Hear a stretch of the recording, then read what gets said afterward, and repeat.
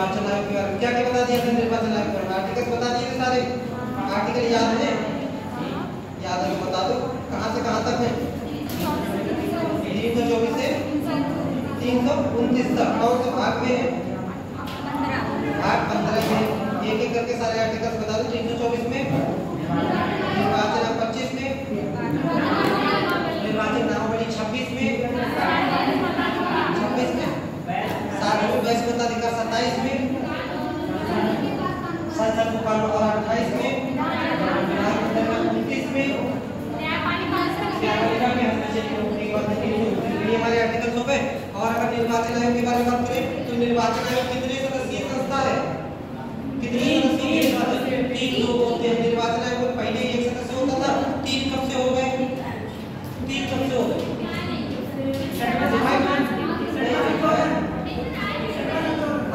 Election में संविधान संशोधन द्वारा 3 हो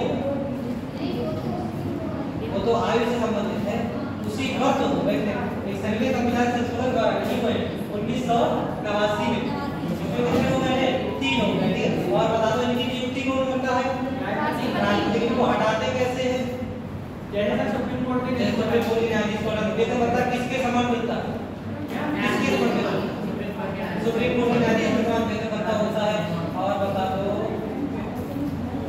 इतनी बातें हो गई कि पर्याप्त नहीं निर्वाचन आयोग के संबंध में हो गई निर्वाचन आयोग के बाद अगला जो लोग देख लेते हैं संघ लोक सेवा आयोग अब क्या बना था संघ लोक सेवा आयोग अब संघ लोक सेवा आयोग के साथ साथ एक और ज्यादा कौन सा है राज्य लोक सेवा आयोग आज इतने लोग आ गए तो कब आ गया इतने ही आए या थोड़े से बाहर ले लेते हैं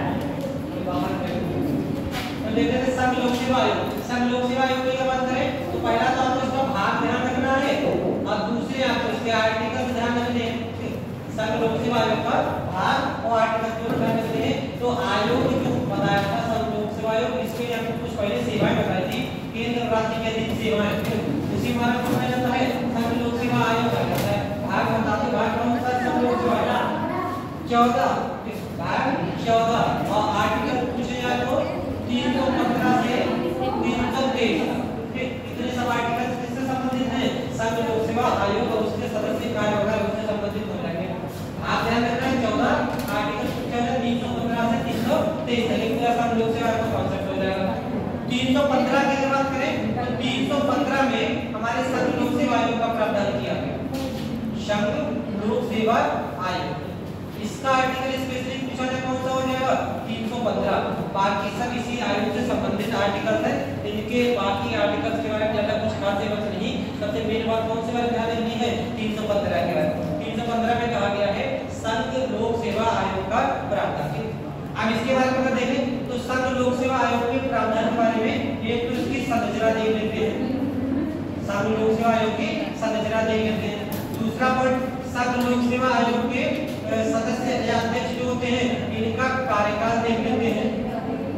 तीसरा जब इसका कार्यकाल देखेंगे तो इनको हटाने की व्यवस्था देखेंगे हटाने की व्यवस्था किस तरीके से संघ लोक सेवा आयोग के सदस्य और अध्यक्ष को हटा सकते हैं। इसके अलावा इस संघ लोक सेवा आयोग की स्वतंत्रता के बारे में देखेंगे कितनी हद तक संघ लोक सेवा आयोग द्वारा स्वतंत्र है। इसके बाद इसके कार्य देख लेंगे संघ लोक सेवा आयोग के कार्य कितनी चीजें देख लेते हैं संघ लोक सेवा आयोग के बारे में। तो वो एक एक करके देखें संरचना की अगर बात करें तो संघ लोक सेवा आयोग में कितने सदस्य और अध्यक्ष होंगे कितने सदस्य और अध्यक्ष होंगे इस बात का उल्लेख संविधान में कहीं पर भी नहीं किया गया। ये बात संविधान में कहीं पर भी नहीं लिखी गई। आपको ये ध्यान रखना है कि कौन सी बात संविधान में लिखी है और कौन सी बात संविधान में नहीं लिखी है। तो संघ लोक सेवा आयोग में अध्यक्ष कितने सदस्य होंगे ये बात संविधान में कहीं पर भी नहीं लिखी गई है। इस संरचना को डिसाइड करने का अधिकार किसको दिया गया है राष्ट्रपति को। ठीक है कितने सदस्य होंगे और अध्यक्ष वगैरह ये सब कौन डिसाइड करता है राष्ट्रपति डिसाइड करता है। संघ लोक सेवा आयोग के अध्यक्ष और सदस्यों के बारे में कहीं पर भी योग्यता का कोई कॉन्सेप्ट नहीं दिया गया। ठीक है योग्यता कहीं पर भी नहीं बताई गई संविधान में कि कौन कौन संघ लोक सेवा आयोग का अध्यक्ष या सदस्य हो सकता है। इसके बारे में योग्यता के बारे में कि योग्यता के लिए सिर्फ इतना ध्यान रखना है कि योग्यता कम से कम आधे सदस्य, जितने भी हमारे संघ लोक सेवा आयोग के सदस्य होंगे, इनमें से कम आधे सदस्य 10 वर्ष तक या तो राज्य या फिर केंद्र सरकार के अधीन कार्य कर चुके हैं। ये हमारी योग्यता का कॉन्सेप्ट है, बाकी कोई योग्यता नहीं होती संघ लोक सेवा आयोग का। तो संरचना का पहला पॉइंट, इसके अध्यक्ष और सदस्य कितने होंगे, इससे भी संविधान में कोई डिसीजन नहीं लिया गया है। इसको कौन डिसाइड करेंगे? राष्ट्रपति डिसाइड करेंगे। योग्यता कौन डिसाइड करेंगे? राष्ट्रपति डिसाइड करेंगे। फिलहाल तो योग्यता कम से कम जो आधे सदस्य होंगे वो राज्य या केंद्र के लिए 10 वर्ष तक कार्य कर चुके हों। और अगर बात करें राष्ट्रपति के बारे में, तो राष्ट्रपति सबकी करते हैं नियुक्ति, चाहे अध्यक्ष हो चाहे सदस्य हो, सबकी नियुक्ति कौन करेंगे? राष्ट्रपति करेंगे। तो यहाँ तक की बेसिक्स बातें, मतलब अध्यक्ष और कितने सदस्य होंगे संविधान में कहीं पर भी नहीं लिखा गया है।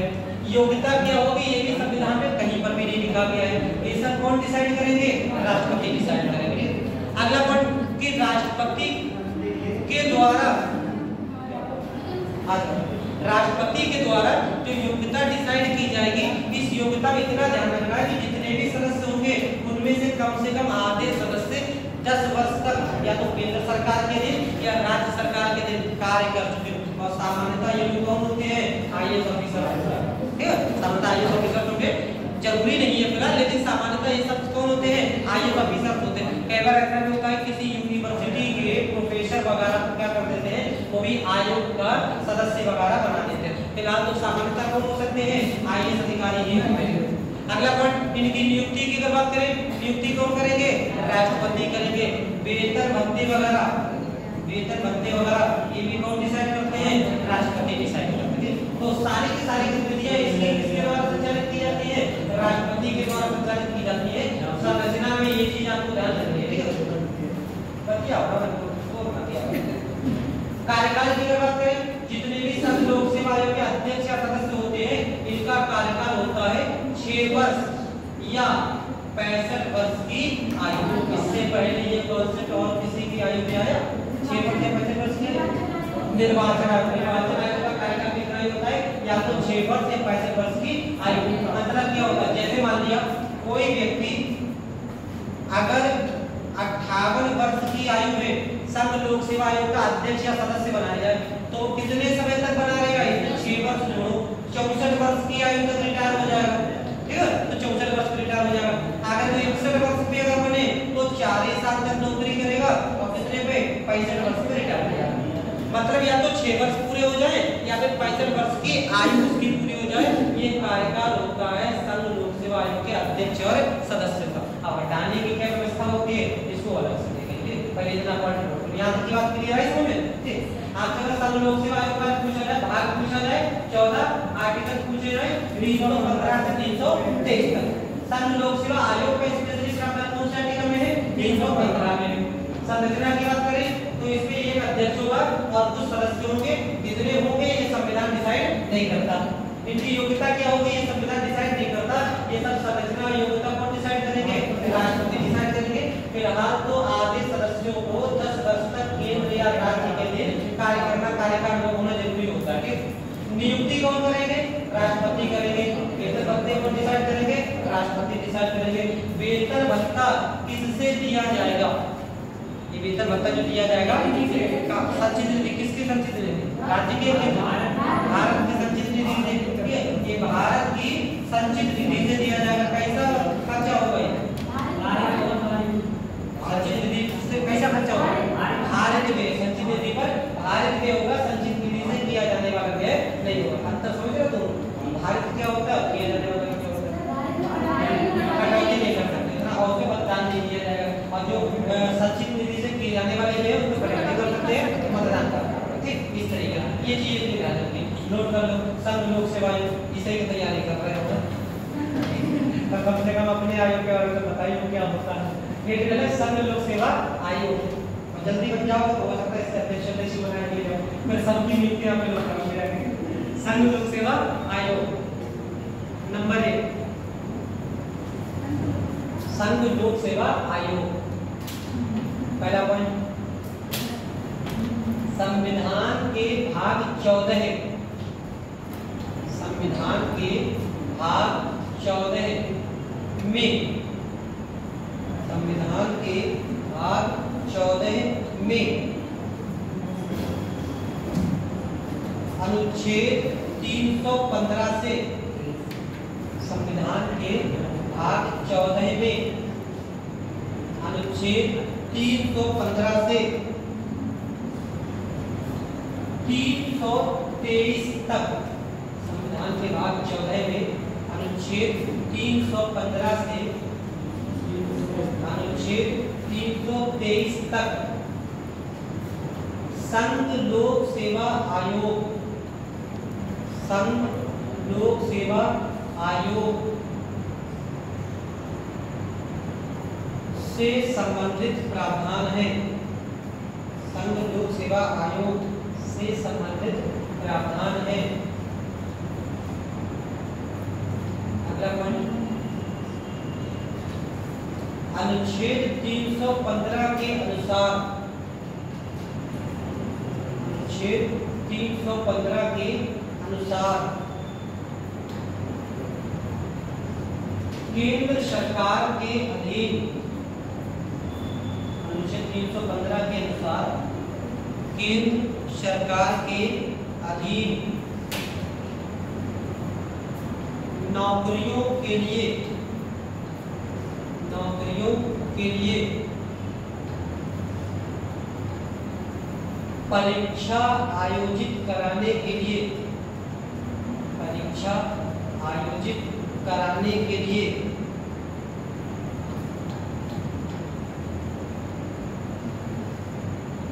संघ लोक सेवा आयोग, संघ लोक सेवा आयोग UPSC, union public service commission, संघ लोक सेवा आयोग यूपीएससी होगा,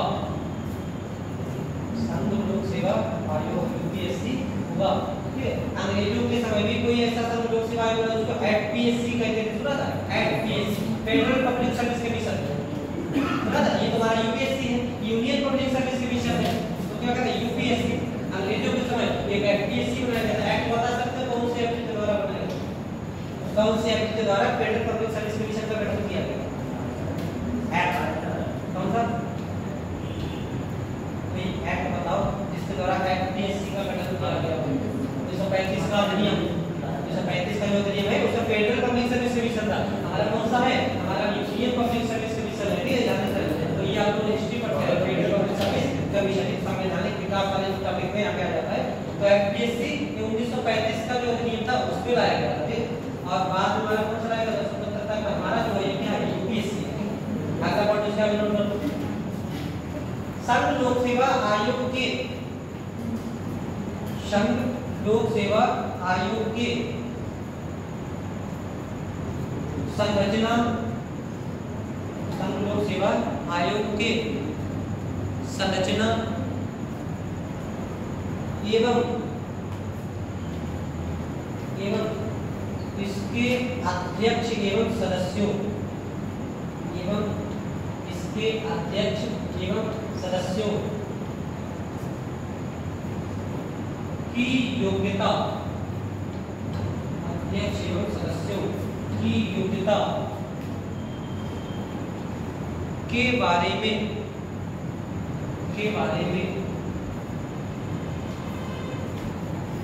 संविधान व्यवस्था नहीं करता। स्पष्ट रूप से संविधान में लिखा गया है, अलग से बताया गया है, संविधान व्यवस्था नहीं करता। इसे डिसाइड करने का अधिकार, इसे निर्धारित करने का अधिकार, इसे हाँ मतलब संविधान में ये चीज व्यवस्था नहीं की गई है कि इसकी योग्यताएं क्या होंगी, क्या इसका स्ट्रक्चर होगा, ये सब कौन डिसाइड करेगा? राष्ट्रपति डिसाइड करेगा। मगर स्पष्ट रूप से संविधान लिखा नहीं गया है कि इतने ही सदस्य होंगे इस तरीके से।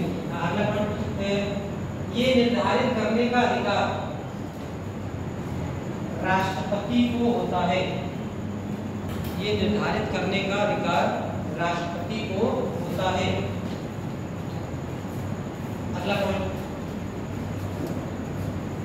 या तो इतना आ जाता है कि इसमें सदस्यों की संख्या 9 से लेकर 11 तक हो सकती है। तो इस समय हमारे यहाँ अध्यक्ष और 10 सदस्य ऐसे करके होते हैं, ये थोड़ा कम बढ़ के उसके 9 के सकते 11 ठीक ऐसे करें। अगला पॉइंट, इसके कम से कम आधे सदस्यों को, इसके कम से कम आधे सदस्यों को केंद्र या राज्य के अधीन, केंद्र या राज्य के अधीन कम से कम 10 वर्ष तक, केंद्र या राज्य के अधीन कम से कम 10 वर्ष तक सेवा करना जरूरी है, कम से कम 10 वर्ष तक सेवा करना जरूरी है। तो ये चीज आप देखो, मतलब कहीं पर भी ये मेंशन नहीं किया गया है कि क्या क्या इसकी योग्यताएं होंगी, बस इतना ध्यान रखना आपको कि इसके लिए 10 वर्ष तक कम से कम जो सेवा करना जरूरी होता है, या तो राज्य के दिन किया हो या केंद्र के दिन किया। सामान्यता करो तो सामान्यता आईएएस ऑफिसर होते हैं, लेकिन और भी गजेटेड ऑफिसर्स हो सकते हैं। जैसे गजेटेड ऑफिसर्स की बात कर ले हम लोग, जो डिग्री कॉलेजेस के जो हमारे प्रोफेसर होते हैं, कौन होते हैं? गजेटेड ऑफिसर होते हैं, जो गवर्नमेंट वाले होते हैं। तो इनको भी क्या कर सकते हैं, इनको भी सदस्य बना सकते हैं, लेकिन 10 वर्ष तक ऐसे आयोग बड़ा ऐसे कार्य किया हो उसके बाद ही बना सकते, इससे पहले नहीं बना सकते। अगला पॉइंट नोट कर लो, उसके आगे अध्यक्ष एवं सदस्यों की नियुक्ति, अध्यक्ष एवं सदस्यों की नियुक्ति राष्ट्रपति के द्वारा, अध्यक्ष एवं सदस्यों की नियुक्ति राष्ट्रपति के द्वारा की जाती है। अध्यक्ष एवं सदस्यों की नियुक्ति राष्ट्रपति के द्वारा की जाती है। अगला पॉइंट, अगला देखो कार्यकाल, कार्यकाल एवं पद का खाली होना, कार्यकाल एवं पद का खाली होना, कितना इनका कार्यकाल किस तरीके से रहता है और कब इनका पद खाली हो जाता है, ये चीजें को ध्यान में कैसे करके इसका पद खाली होता है। कार्यकाल की अगर बात करें तो कार्यकाल कितने वर्ष का होता है, या तो 6 वर्ष या 65 वर्ष की आयु, ठीक है। और ये दोनों को ध्यान रखना है कि चाहे संघ लोक सेवा आयोग का अध्यक्ष हो चाहे सदस्य हो, कार्यकाल से होता है या तो 6 वर्ष की आयु या 6 वर्ष का कार्यकाल या 65 वर्ष की आयु को अपने पद पे बने रहेंगे। इनसे पहले अगर पद खाली करना है, अगर कार्यकाल अगर पूछा जाए तो या तो 6 वर्ष या फिर 65 वर्ष की आयु, इससे पहले अगर इनका पद खाली होना है तो इससे पहले कैसा हो जाएगा पद खाली। पहला पॉइंट, या तो एक इस्तीफा सौंप दे, ठीक है। अगर एक इस्तीफा सौंप दे तभी पद इनका क्या हो जाएगा, खाली हो जाएगा। किसको सौंपेंगे इस्तीफा? अध्यक्ष राष्ट्रपति को, और सदस्य राष्ट्रपति इस्तीफा किसको सौंपेंगे? राष्ट्रपति को सौंपेंगे। आप ध्यान रखना ये देखो कि अध्यक्ष राष्ट्रपति को सौंपेंगे और सदस्य अध्यक्ष को सौंपेंगे। सब अपना इस्तीफा किसको सौंपते हैं? राष्ट्रपति को सौंपते हैं। दूसरी बात, अगर इस्तीफा ना दे, ठीक है, जैसे या तो कार्यकाल पूरा हो जाए या तो ऐसे पद खाली हो जाएगा, या तो इस्तीफा दे तब पद खाली हो जाएगा। और कोई सिचुएशन हो सकती है पद खाली हो जाए और सकती है तो और कैसे इनका पद खाली हो सकता है। जैसे मान लिया अगर कोई सदस्य है, ठीक है, अगर संघ लोक सेवा आयोग का कोई सदस्य है, इसकी नियुक्ति कर दी जाए किस रूप में? अध्यक्ष के रूप में, ठीक है। अगर अध्यक्ष के रूप में नियुक्ति कर दी जाए तो ये वाला पद क्या हो जाएगा, खाली हो जाएगा, ठीक है। अध्यक्ष सदस्य को अध्यक्ष बना सकते हैं, बस अध्यक्ष के बाद आप बेकार हो जाएंगे, आप कुछ नहीं कर सकते, ठीक है। अभी आगे देखेंगे ये लोग फिर किसी काम के नहीं रह जाते हैं, लेकिन सदस्य को चाहे तो संघ लोक सेवा आयोग का अध्यक्ष बना सकते हैं। तो अगर किसी सदस्य को अध्यक्ष बना दिया तो उसका पद क्या हो जाएगा, खाली हो जाएगा। और देखो इसका पद कैसे खाली हो सकता है, अगर ये सवेतन वेतन सहित कोई अन्य पद भी ले, कोई अन्य लाभ भी ले रहा है, कोई अन्य लाभ भी ले रहा, मतलब अध्यक्ष और सदस्य तो ये है, साथ में और भी कोई काम ना ऐसा देख रहा जिससे सरकार की तरफ से किसी प्रकार का डायरेक्ट या इनडायरेक्ट उसको वेतन मिल रहा है, ठीक है। ऐसे सिचुएशन में उसको राष्ट्रपति क्या करेंगे, उसके पद से हटा देंगे, ठीक है। ये भी सैलरी तो ले लो, दूसरी थोड़ी ले लो भाई, पता लगे कि अध्यक्ष की भी सैलरी ले रहे हो और साथ में छोटा मोटा कोई और भी कोई काम करने लगे, ऐसा नहीं कर सकते, ठीक है। क्या करेंगे,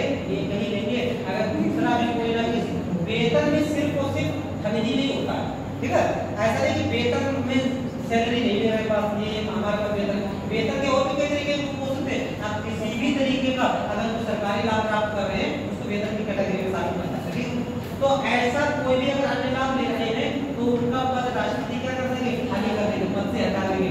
और बात करेंगे या तो दिवालिया हो जाए, अगर वो दिवालिया हो जाए तब फिर उसके पद को उसके पद से उसको राष्ट्रपति क्या कर सकते हैं, हटा सकते हैं। दिवालिया सोचते क्या होता है पता है क्या होता है, कर्ज अगर उसने कर्ज ले लिया पैसा ही ना दे रहा हो, कितनी सैलरी आ रही है पूरा पूरा अपने आप ही खर्च कर देते, पैसा ना मिलता है। हाँ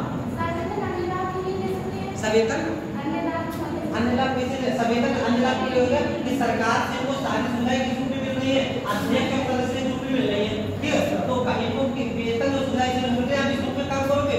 और अगर आप इसका वेतन भी ले रहे हो और इसके साथ साथ और भी कुछ वेतन ले रहे हो, मतलब किसी ना किसी तरीके से अगर दूसरा वेतन ले रहे हो, मतलब इसके बदले आपको कुछ ना कुछ तो काम करना पड़ेगा, समझ लेना पड़ेगा कि नहीं पड़ेगा। तो कटौती कहाँ से करोगे, कटौती कैसे करोगे, जब पैसा पूरा दे रहे हैं तो कटौती काहे कर पाएंगे, समझे नहीं समझे। हाँ कटौती करेंगे नहीं, ऐसा करके समझ लेते। मान लिया एग्जाम्पल मान लीजिए कोई मजदूर है, ठीक है, कोई मजदूर है और वो डेली की माने दिहाड़ी करता है और उसकी 8 घंटे की ड्यूटी है, एग्जाम्पल ले लेते हैं, उसकी 8 घंटे की ड्यूटी है। मान लिया वो सुबह 9 बजे आता है, ठीक, और कितने 9 3 12 6 बजे मान लिया जाता है, बीच में 1 घंटे का लंच ले लेता है, 8 घंटे हो जाएंगे। ऐसे करके काम करता है। अब वो 9 बजे से लेकर और 6 बजे तक की उसकी जो ड्यूटी है, इस ड्यूटी के बदले में हम उसको क्या करते हैं 400 रुपया दे रहे हैं, 400 रुपया दे रहे हैं। अब पता लगे 9 से लेकर 12 बजे तक उसने काम किया, अब 12 बजे लंच में चला गया, 1 बजे घर से आ गया। अब 1 से लेकर 5 बजे तक वो काम करेगा और जैसे 2 बजे अभी आ रहा है, थोड़ा सा काम निपटाया है, ठीक है, 2 बजे चले गए, 1 घंटा बाद आ रहे हैं, तो हम 400 रुपया पूरे देंगे, कटौती कर लेंगे, ठीक कर लेंगे। तो ये चीज यहाँ पे ये चीज यहाँ पे आएगी नहीं, मतलब काम नहीं कर सकते किसी से, कटौती तो करेंगे नहीं करेंगे, कटौती तो हो जाएगी। तो कटौती हो जाए ऐसे कर, कोई सरकारी टीचर है, कोई सरकारी टीचर है, तो अगर वो सरकारी टीचर होने के साथ वो प्राइवेट कोचिंग पढ़ा सकता है, नहीं पढ़ा सकता, नहीं पढ़ा सकता, स्कूल के बाद भी नहीं पढ़ा सकता। तो ये कहीं ना कहीं कटौती तो आप इसी में से करेंगे, तो कटौती उसमें से करें तो पैसा का पूरा दे, तो सरकार पैसे में कटौती नहीं करती, सरकार कतई हटा के ठीक है, कोई जेल वाला काम हो जाए, समझ रहे, दूसरा काम नहीं करते इस तरीके से। तो ये चीज आपको क्लियर इस तरीके, तो देखो ये अगर या तो अपना इस्तीफा सौंपे, इस्तीफा किसको सौंपेंगे, राष्ट्रपति को, पद खाली हो जाएगा। या तो कोई सदस्य अगर अध्यक्ष के रूप में नियुक्त हो जाए तो सदस्य के रूप में उसका पद क्या हो जाएगा, खाली हो जाएगा। तीसरा पॉइंट, अगर वो सवेतन कोई अन्य लाभ ग्रहण करता है तो राष्ट्रपति उसको उसके पद से हटा देंगे, ठीक है। और इसके अलावा अगर वो दिवालिया हो जाए तब भी उसको राष्ट्रपति उसके पद से हटा देंगे। एक तो ये और चीज होती है, अगर वो कार्य करने में अक्षम है, ठीक है, कार्य करने में अक्षम है या फिर उस पर कदाचार का आरोप लग जाए, कदाचार का भ्रष्टाचार वगैरह इसी तरीके से संलिप्त है, तो उसको क्या कर सकते हैं, राष्ट्रपति उसको हटा सकते हैं।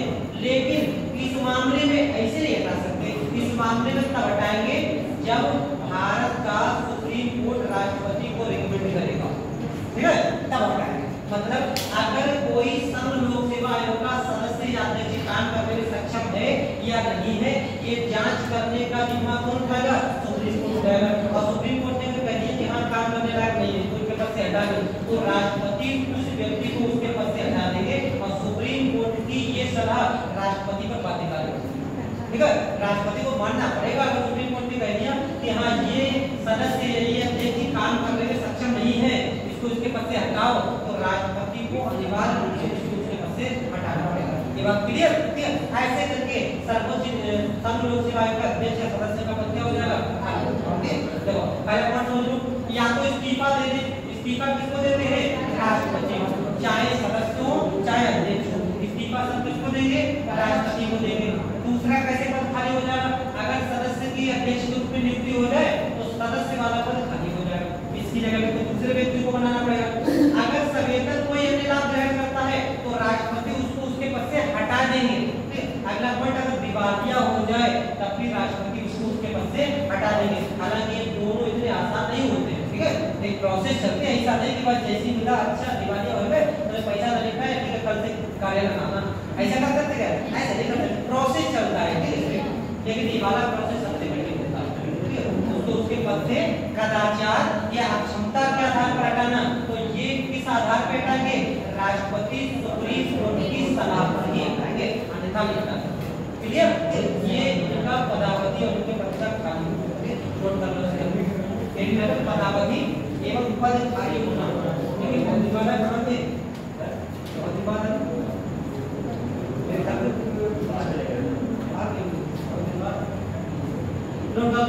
पदावधि एवं पद का खाली होना। पहला पॉइंट, संघ लोक सेवा आयोग के अध्यक्ष, संघ लोक सेवा आयोग के अध्यक्ष एवं सदस्य, संघ लोक सेवा आयोग के अध्यक्ष एवं सदस्य 6 वर्ष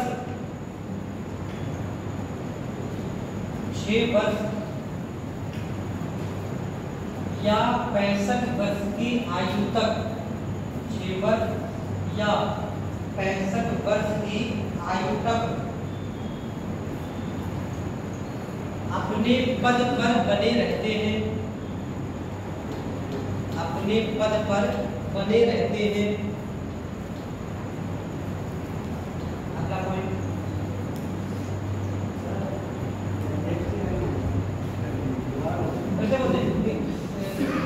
संघ लोक सेवा आयोग के अध्यक्ष एवं सदस्य 6 वर्ष या 65 वर्ष की आयु तक, 6 वर्ष या 65 वर्ष की आयु तक अपने पद पर बने रहते हैं।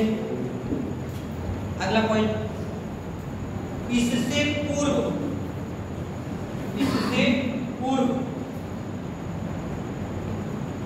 निम्नलिखित परिस्थितियों में, इससे पूर्व निम्नलिखित परिस्थितियों में उनका पद खाली हो जाएगा, इससे पूर्व निम्नलिखित परिस्थितियों में उनका पद खाली हो जाएगा। नंबर 1, इससे पूर्व निम्नलिखित परिस्थितियों में उनका पद खाली हो जाएगा। नंबर 1, राष्ट्रपति को संबोधित, राष्ट्रपति को संबोधित त्याग पत्र द्वारा, रिजाइन दे देगा तभी पद खाली हो जाएगा। राष्ट्रपति को संबोधित त्याग पत्र, इस्तीफा, त्याग पत्र इस्तीफा के द्वारा। नंबर 2, यदि संघ लोक सेवा आयोग के, यदि संघ लोक सेवा आयोग के किसी सदस्य को, यदि संघ लोक सेवा आयोग के किसी सदस्य को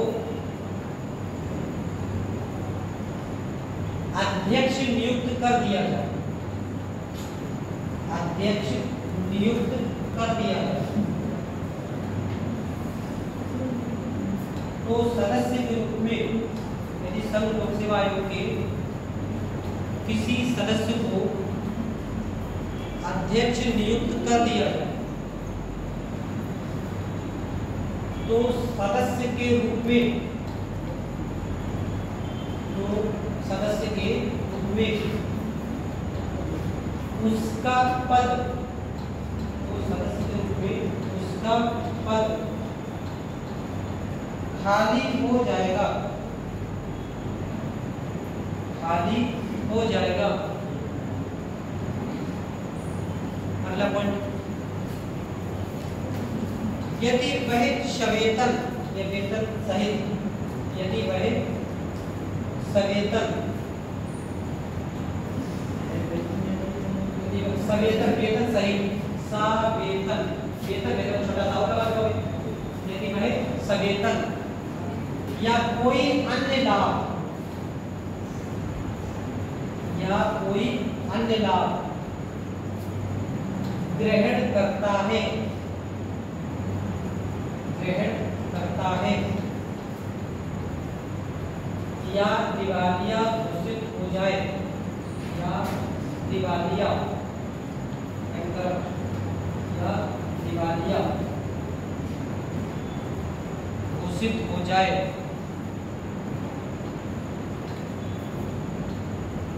तो राष्ट्रपति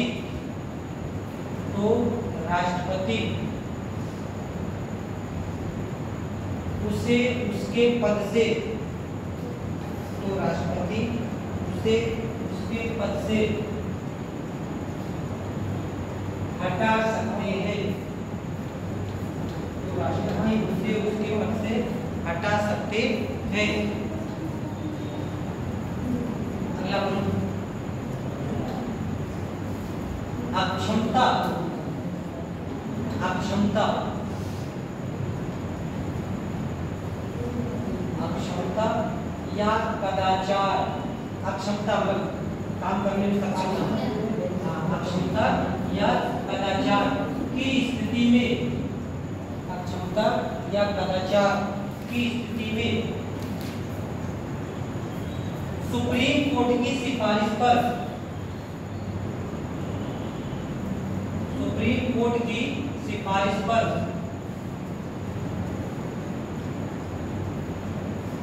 उसे राष्ट्रपति के द्वारा,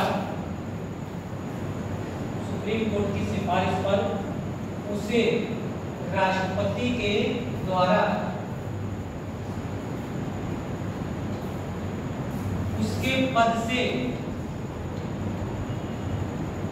उसके पद से हटाया जा सकता है, हटाया जा सकता है।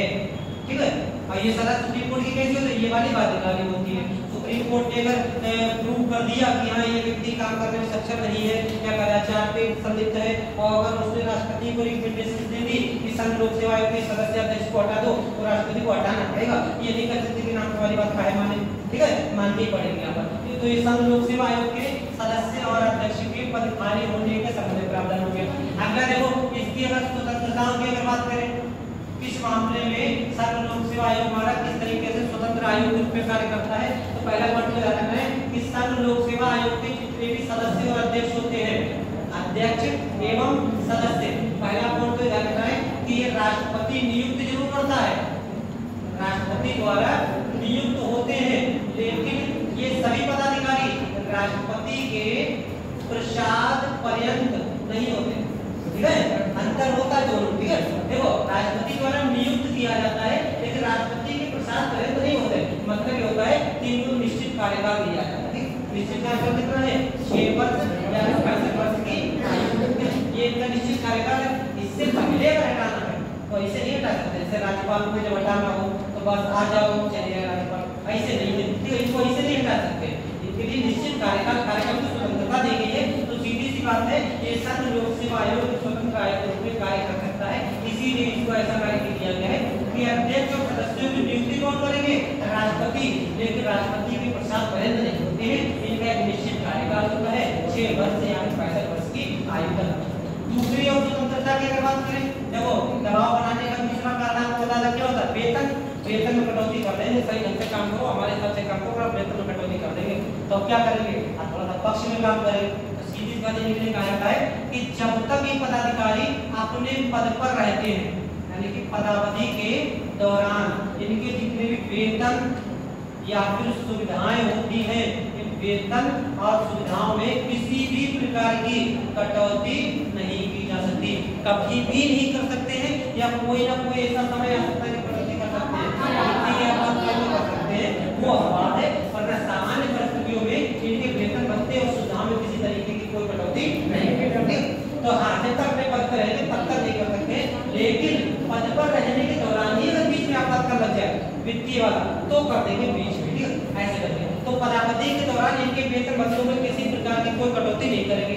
और देखो, संघ लोक सेवा आयोग के जो अध्यक्ष या सदस्य हैं, अगर मान लीजिए जैसे ऐसे समझो, जैसे मान लिया सरकार के भी संघ लोक सेवा आयोग के अध्यक्ष सदस्य हैं, सरकार के जितने भी अधिकारी कर्मचारी होते हैं, IAS IAS वगैरह उनकी नियुक्ति कौन करेंगे?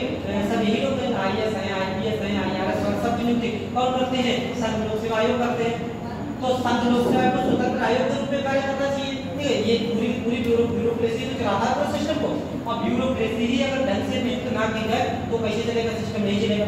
तो संघ लोक सेवा आयोग को एक स्वायत्त संस्था के रूप में कार्य करना चाहिए। अब मान लिया अगर संघ लोक सेवा आयोग के लोगों पर इस तरीके का कोई लालच हो कि देखो 64 साल के तो भैया गए हैं, ठीक है, मान लिया अध्यक्ष से उनको चल रहा है 64 साल हो ही गए हैं, 1 साल की नौकरी और बची हुई है, थोड़ा सा सरकार के पक्ष में काम कर दो, 1 साल का जब पूरे सरकार कहीं ना कहीं को बढ़िया जगह पे पोस्टिंग दे देगी, ऐसा आ सकता है नहीं। तो ऐसे में क्या किया जाए? चाहे सरकार के केडर में काम करो, चाहे कुछ भी करो, बाद में नौकरी नहीं मिलेगी। समझे? तो ये छोड़ इनके साथ आ गए कि संघ लोक सेवा आयोग के जो अध्यक्ष या सदस्य होते हैं, अध्यक्ष या सदस्य होते हैं, ये राज्य के भी कहीं पर भी किसी भी रोजगार के योग्य नहीं होते। रोजगार के लिए ये लोग दोबारा नियुक्त नहीं किए जा सकते। मतलब अध्यक्ष बन गए तो फिर अब दोबारा किसी पद पर नियुक्त नहीं कर सकते, सदस्य बन गए तो और कुछ नहीं कर सकते, अध्यक्ष बना सकते हैं, सदस्य को अध्यक्ष बना सकते हैं। लेकिन अगर संघ लोक सेवा आयोग से निकले हैं तो उसके बाद सरकार के अधीन किसी रोजगार के लिए कोई व्यक्ति पात्र नहीं। तो ये चीज ध्यान रखना। इससे संबंधित एक मुकदमा आया था, हाई कोर्ट के सुप्रीम कोर्ट पहुंचा था। एक संघ लोक सेवा आयोग का अध्यक्ष थे, किदवई करके कोई एक अध्यक्ष थे, यार किदवई करके एक अध्यक्ष थे, संघ लोक सेवा आयोग के अध्यक्ष थे किदवई। तो इनको क्या किया गया था, जब संघ लोक सेवा से रिटायर हुए तो इनको क्या कि इनको राज्यपाल बना दिया गया था। जब राज्यपाल बनाया तो ये मामला सुप्रीम कोर्ट पहुंचा कि संघ लोक सेवा आयोग के अध्यक्ष और सदस्य तो किसी रोजगार के लायक ही नहीं, इनको तो रोजगार में नियुक्ति ही नहीं कर सकते, उनको राज्यपाल कैसे बना दिया गया? तो सुप्रीम कोर्ट ने इसी मामले में डिसीजन दिया था कि जो राज्यपाल का पद है वो एक संवैधानिक पद होता है, वो रोजगार नहीं होता है। तो क्या होता है? संवैधानिक पद होता है। तो अगर हमसे क्वेश्चन आ जाए कि राज्यपाल बना सकते हैं कि नहीं बना सकते? राष्ट्रपति बना सकते नहीं बना सकते? बना सकते। ठीक है, ध्यान रखना। भारतीय रोजगार नहीं कर सकते। अब कौन सा रोजगार है ये सुप्रीम कोर्ट का खुद डिसाइड करेगा। ठीक है, तो ये चीजें हम ग्रुप पर छोड़ दी जाती है। तो ध्यान रखना है कि फिलहाल में कहा गया है कि अध्यक्ष और सदस्य सरकार के अधीन किसी भी रोजगार के लिए पात्र नहीं होंगे, ये कहा गया है। लेकिन अगर हमसे क्वेश्चन आ जाए कि राज्यपाल बना सकते हैं कि नहीं बना सकते, तो राज्यपाल बना सकते हैं। ये मामला कौन से में था? ये ऐसा कि कोई आरसी की वजह से करके कोई थे संघ लोक सेवा आयोग कहते थे, एसी की वजह से करके हम कोई एसी की वजह, तो ये संघ लोक सेवा आयोग के अध्यक्ष थे। इनके मामले में ये मामला उठाया गया था। तो जब राज्यपाल बना सकते हैं तो सीधी सी बात है राष्ट्रपति भी बन सकते हैं। जैसा केंद्र में राज्यपाल का पद है, ऐसे राष्ट्र के स्तर पे केंद्र में कौन होता है? राष्ट्रपति होता है। ये राज्य में हो जाएंगे, केंद्र में कौन होता है? राष्ट्रपति हो जाएगा। तो राज्यपाल राष्ट्रपति बना सकते हैं, बाकी और पद इनको नहीं मिल सकते। ठीक है, तो ये काफी हद तक इनकी स्वतंत्रता सुनिश्चित हो जाती है ताकि संघ लोक सेवा एकदम फ्री होकर कार्य कर सके। यहाँ तक की बातें क्लियर? पहला पॉइंट ध्यान रखो कि अध्यक्ष या सदस्य ये राष्ट्रपति द्वारा नियुक्त किए जाते हैं, लेकिन राष्ट्रपति के प्रसाद पर्यंत नहीं होते, अंतर होता है दोनों। ठीक है, दूसरी बात, जब तक पद पे रहेंगे तब तक वेतन भत्तों में किसी प्रकार की कोई कटौती नहीं की जाएगी सामान्य परिस्थितियों में। अध्यक्ष और सदस्य की अगर बात करें तो ये रिटायर होने के बाद किसी भी रोजगार के योग्य नहीं होंगे राज्य या केंद्र के अधीन। ठीक है, लेकिन बस यही बात है, ये सुप्रीम कोर्ट का डिसीजन कौन सा वाला? राज्यपाल। राज्य में राज्यपाल बना सकते हैं तो केंद्र में राष्ट्रपति बना सकते हैं। नोट कर लो, पहले तो संघ लोक सेवा आयोग की स्वतंत्रता, संघ लोक सेवा आयोग क्या चीज? तो हमने विधायक ही नहीं कर सकते, विधायक ही बन सकते, विधायक रोजगार विधायक लाभ होता है।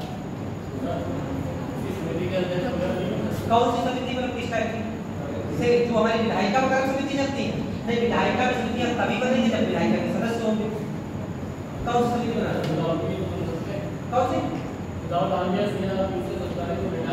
हाँ, वो समितियां अलग होती है, जांच समितियां वगैरह बता रहा है। हाँ, वो अलग होती है, वो तो जांच के लिए होती है, वो कोई पद नहीं, रोजगार वाला पद नहीं। जैसे मान लिया एग्जाम्पल के तौर पे मान लिया कोई आयोग बनाएगा किसी जांच के लिए, ऐसे बता रहे हैं। हाँ, वो बना सकते हैं, वो बना सकते हैं। हाँ, नहीं तो जैसे देखो रोजगार का पद होता है, रोजगार की बात करें तो रोजगार एक परमानेंट होता है। मैं रोजगार की बात नहीं करता। हाँ, समझते हैं। जैसे कोई आयोग वगैरह बनाना चाहते हो उसको बता रहे हो, जैसे मान लिया ऐसे कोई जांच आयोग बना दिया, ठीक है, जैसे हमें कर रहा है कि इसको सह आयोग बता रहे कि सह आयोग बता रहा कि जो 1975 का आपातकाल का उसकी जांच में सह आयोग बनाया। तो ऐसे आयोग क्या समझते हैं, टेम्परेरी होते हैं, परमानेंट होते हैं। तो जो टेम्परेरी होते हैं उनको रोजगार नहीं मांगते, ठीक है, तो वो बना सकते हैं, आप वो बना किसी भी आयोग का ऐसे अध्यक्ष बना सकते हैं। लेकिन जो टेम्परेरी नहीं होगा, परमानेंट होगा, उसका नहीं बना सकते।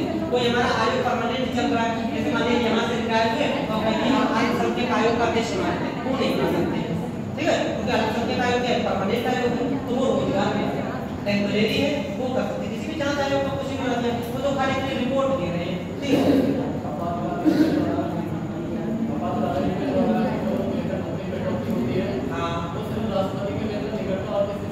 सबका नहीं, तो जिसका नहीं करता है, राष्ट्रपति का नहीं कटेगा, उपराष्ट्रपति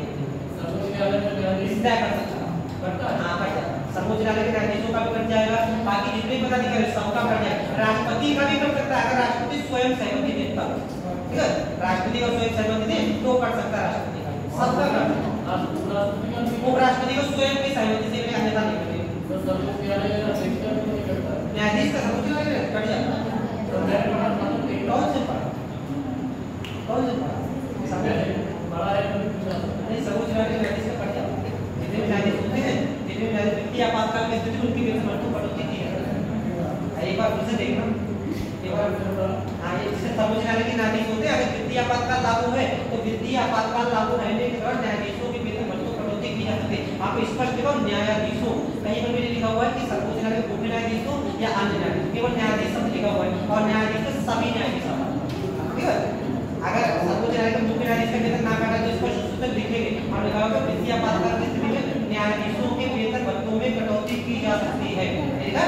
तो न्यायाधीशों में कौन आ जाएगा, न्यायाधीशों में सब आ जाएगा, वहां पर अलग अलग नहीं करेंगे, अपने मन से अलग नहीं करेंगे कि ये चीफ है ये बात नहीं, न्यायाधीशों में सब न्यायाधीश आ जाएंगे, चाहे राज्य के हो चाहे केंद्र, ठीक है, हाँ वो सब आ जाएंगे। तो सर्वोच्च न्यायालय में सभी न्यायाधीशों की वेतन कटौती की जा सकती है, ठीक है। तो जरूरी नहीं है कि वित्तीय आपातकाल जैसी लागू तो करेंगे ही करेंगे, वो की जा सकती है।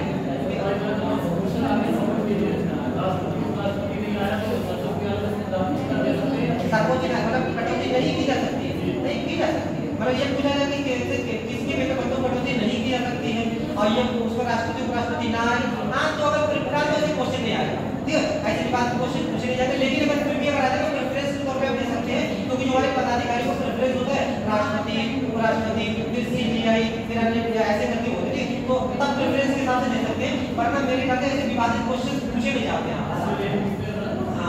अगर बाई चांस कभी आ भी जाए तो आप इस तरह के प्रेफरेंस दे सकते हैं। नोट कर लो इसको, एक है स्वतंत्रताएं, सर्वोच्च संघ लोक सेवा आयोग की स्वतंत्रताएं, पहला पॉइंट लिखो इसको,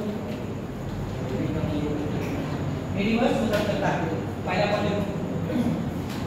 संघ लोक सेवा आयोग के अध्यक्ष, संघ लोक सेवा आयोग के अध्यक्ष एवं सदस्य, संघ लोक सेवा आयोग के अध्यक्ष एवं सदस्य राष्ट्रपति के द्वारा, राष्ट्रपति के द्वारा नियुक्त किए जाते हैं, राष्ट्रपति के द्वारा नियुक्त किए जाते हैं, किंतु राष्ट्रपति के प्रसाद पर्यंत, किंतु राष्ट्रपति के प्रसाद पर्यंत नहीं होते, किंतु राष्ट्रपति के प्रसाद पर्यंत नहीं होते। अगला पॉइंट, पदावधि के दौरान, पदावधि के दौरान उनके वेतन भत्तों में, पदावधि के दौरान उनके वेतन भत्तों में किसी प्रकार की कटौती, उनके वेतन भत्तों में किसी प्रकार की कटौती नहीं की जा सकती, किसी प्रकार की कटौती नहीं की जा सकती। ठीक है, अनुपात केवल वही वाला है वित्तीय आपात का। ठीक है, तीसरा पॉइंट, संघ लोक सेवा आयोग के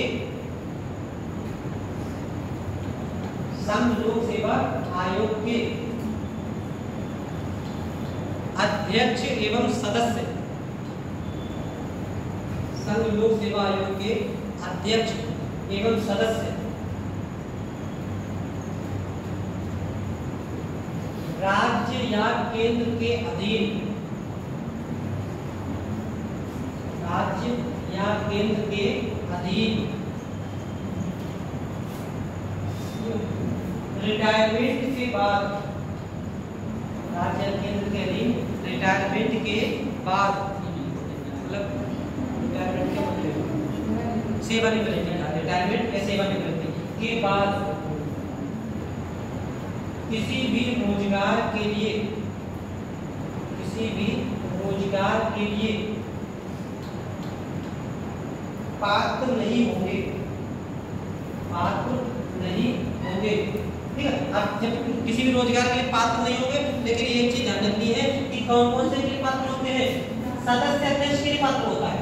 ठीक है, अगर सदस्य है तो अध्यक्ष बन सकता है। इसके अलावा ये अगर दोनों ही रिटायर हो गए तो राज्यपाल के लिए पात्र है। ठीक है, जब राज्यपाल के लिए पात्र है तो राष्ट्रपति के लिए पात्र है। ठीक है, तो ये चीज अगर ब्रैकेट में जाए लिख लो, ब्रैकेट में लिख लो, सुप्रीम कोर्ट के अनुसार, ब्रैकेट में लिख लो, समान सेवा खरीद सकते हैं, समान सेवा खरीद सकते हैं, मतलब समान सेवा, हाँ समान सेवा सरकार के देने अपने बाकी कोई किसी तरीके से करे, मतलब कोई लाभ नहीं ले किसी तरीके का कोई। आप समाज सेवा की बात तो समाज सेवा सरकार के तरफ नहीं आती है। ठीक है, समाज सेवा एक अलग चीज है, वो अपने घर आके वहां से रिटायर हो गए तो घर आके चाहे बाद में चाहे पहले का पहले भी कर सकते हैं, बाद में भी कर सकते हैं। समाज सेवा में देर हो गए। केंद्र का केंद्र का यूपीएससी का अध्यक्ष, जैसे कोई राज्य का अध्यक्ष है तो ये बड़े जैसे कोई राज्य का अध्यक्ष है, ये केंद्र का है और राज्य के लिए होते हैं, उनके लिए तो नहीं किया जा सकता है। किसी भी पीसीएस को संघ लोक सेवा आयोग का अध्यक्ष, यूपीएस को पीसीएस में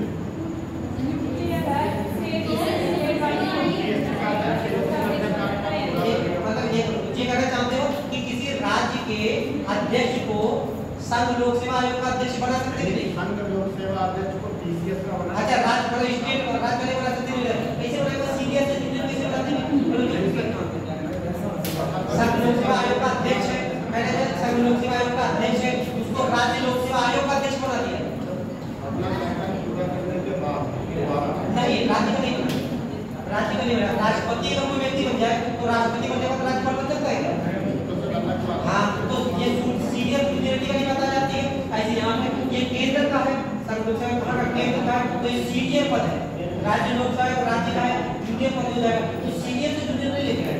यहाँ किसको बना सकते हैं? अगर राज्य वाला है, राज्य के अध्यक्ष को बना सकते हैं संघ लोक सेवा आयोग का अध्यक्ष, लेकिन संघ लोक सेवा आयोग के अध्यक्ष को रिटायरमेंट कर राज्य का नहीं बना सकते। वही बात तो मेरे भी दिमाग में लिखा था ना। क्या लिखा है? राज्य वाले का लिखा होगा संघ लोक सेवा आयोग का सदस्य, संघ लोक सेवा आयोग सदस्य को बना सकते हैं या किसी राज्य लोक सेवा आयोग के अध्यक्ष के रूप में नियुक्त होने का पात्र होगा। हाँ, सदस्य होगा, सदस्य जो संघ लोक सेवा आयोग का सदस्य है वो होगा, अध्यक्ष नहीं होगा। अध्यक्ष ही जो होगा, अध्यक्ष तो सर्वोच्च पद हो जाएगा। उनसे ध्यान से पढ़ो, सदस्य के बारे में लिखा होगा, दोनों लिखे। अभी मैंने पूछा है अध्यक्ष और सदस्य दोनों लिखेंगे। अध्यक्ष सही मेंशन नहीं किया होगा, सही से मेंशन नहीं किया, किताब में सही मेंशन नहीं किया होगा, कुछ भी होगा। अध्यक्ष नहीं, अध्यक्ष को नहीं बना सकते। कॉमन सेंस वाली बात है भाई, कॉमन सेंस की बात है। सदस्य को तो बना सकते, सदस्य तो जूनियर है, अध्यक्ष वाला सीनियर हो गया, लेकिन अध्यक्ष को, केंद्र के अध्यक्ष को अब राज्य का अध्यक्ष कैसे बना सकते? नहीं बना सकते। तो बात तो सही है। मान लो मुझे नियम बना, मैं रिटायरमेंट हो गया, अब मुझे कोई पूछे कि मुझे किसी नौकरी करिए तो मेरा मतलब गुजारा कर सकता हूं। नहीं, तो वहां पे रोका गया, यहाँ पे रोका गया, वहां पे रोका नहीं गया। जैसे मानिए आपने कोई आप आईएएस का आपने आईएएस की नौकरी करी, आप आईएएस में सिलेक्ट हो गए, 2 साल आपने नौकरी करी, 2 साल नौकरी करके आप छोड़ के चले गए, तो आप पीसीएस के लिए एलिजिबल हैं। ठीक है, तो वहां पर रोका नहीं गया है, लेकिन इस वाले पद पे रोका जाता है, इस इस वाले पद पे रोका। ठीक है, ये बात तो और थोड़ा ढंग से करके देखना, मेरे ख्याल से इसमें तो कुछ देखा क्या है, या तो किसी तरीके से कुछ और देगा, पर नहीं कॉमन सेंस वाली बात है। अगर यूपीएससी का अध्यक्ष है तो यूपीएससी का अध्यक्ष को राज्य लोक सेवा आयोग का अध्यक्ष नहीं से बनाना। ठीक है, कॉमन फिलहाल फिर भी अगर ऐसे कुछ हम एक बार देख लेंगे, ये क्या लिखा हुआ अभी दिखा रहा हूं, बना नहीं सकते, बात होगा एक बार दिखाना चाहिए क्लास में इस तरीके का। फिलहाल सदस्य तो होते हैं, ठीक है, उनका सदस्य को बन जाएगा, सदस्य का सदस्य बन जाएगा। ये बात को दिखाने क्या किस तरीके से दिखाओ देख लीजिए, नोट कर लो। उसके आगे क्या लिखा होगा पर बात नहीं होती है ब्रेक में, और उसके आगे लिख लो कि सुप्रीम कोर्ट के अनुसार राज्यपाल बनने के, सुप्रीम कोर्ट के अनुसार राज्यपाल बनने के योग्य होता है, राज्यपाल बनने के योग्य होता है, राज्यपाल बनने के योग्य होता है। ठीक है, ये हमारे संघ लोक सेवा आयोग है। बाकी कार्य आपको बताइए क्या करता है। संघ के अधीन जितनी भी सेवाएं होती है उनकी सबकी नियुक्ति और केंद्र परीक्षा कौन आयोजित कराता है, संघ लोक सेवा आयोग करता है। ठीक है, नियुक्ति नहीं करता है, नियुक्ति नहीं करेगा, नियुक्ति के लिए परीक्षाएं कराता है, अंतर है दोनों में। ठीक है, जितने भी हमारे अधिकारी होते हैं इनकी सबकी नियुक्ति संघ लोक सेवा नहीं करता, नियुक्ति के लिए परीक्षा आयोजित कराने का कार्य किसका होता है, संघ लोक सेवा आयोग का होता है। जब भी प्रमोशन की बात होती है, किसी केंद्रीय अधिकारी की प्रमोशन की बात होगी तो प्रमोशन के लिए सलाह कौन देता है, संघ लोक सेवा आयोग सलाह देता है। ठीक है, एक जानते अगर ये अगर संघ लोक सेवा में नियुक्ति कराता है, नियुक्ति नहीं कराता है। ठीक है, नियुक्ति केंद्रीय अधिकारी नियुक्ति कौन करते हैं, राष्ट्रपति करते हैं। ठीक है, राष्ट्रपति के नाम से लेटर आता है, लेकिन ये परीक्षा कौन आयोजित कराएगा, परीक्षा संघ लोक सेवा आयोग। ये चीजें हमारी किसकी बारे में हो गई, संघ लोक सेवा आयोग। सेम टू सेम ऐसा ही आयोग जैसा केंद्र में होता है ऐसा ही आयोग कहाँ होता है, राज्य में होता है। जैसा केंद्र का संघ लोक सेवा आयोग है ऐसा ही हमारा एक आयोग कहाँ होता है, राज्य में होता है। इसको लोग क्या कहते हैं, राज्य लोक सेवा आयोग। अगला हमारा आता है राज्य लोक सेवा आयोग। यहाँ पर तो सेम टू सेम वही बातें हैं, बस थोड़ा सा बदल जाएगा। और क्या क्या बदल जाएगा, बदली हुई चीजें आपको ध्यान रखनी है। देखो पहली बात, राज्य लोक सेवा आयोग की बात करें, इसके लिए आर्टिकल कौन सा है, 315। ठीक है, बड़ी चीज है 315 से 323 तक। 315 में केंद्र के लिए भी एक आयोग है और राज्य के लिए अपना आयोग है। तो राज्य लोक सेवा आयोग कौन से आर्टिकल में है, 315 में है।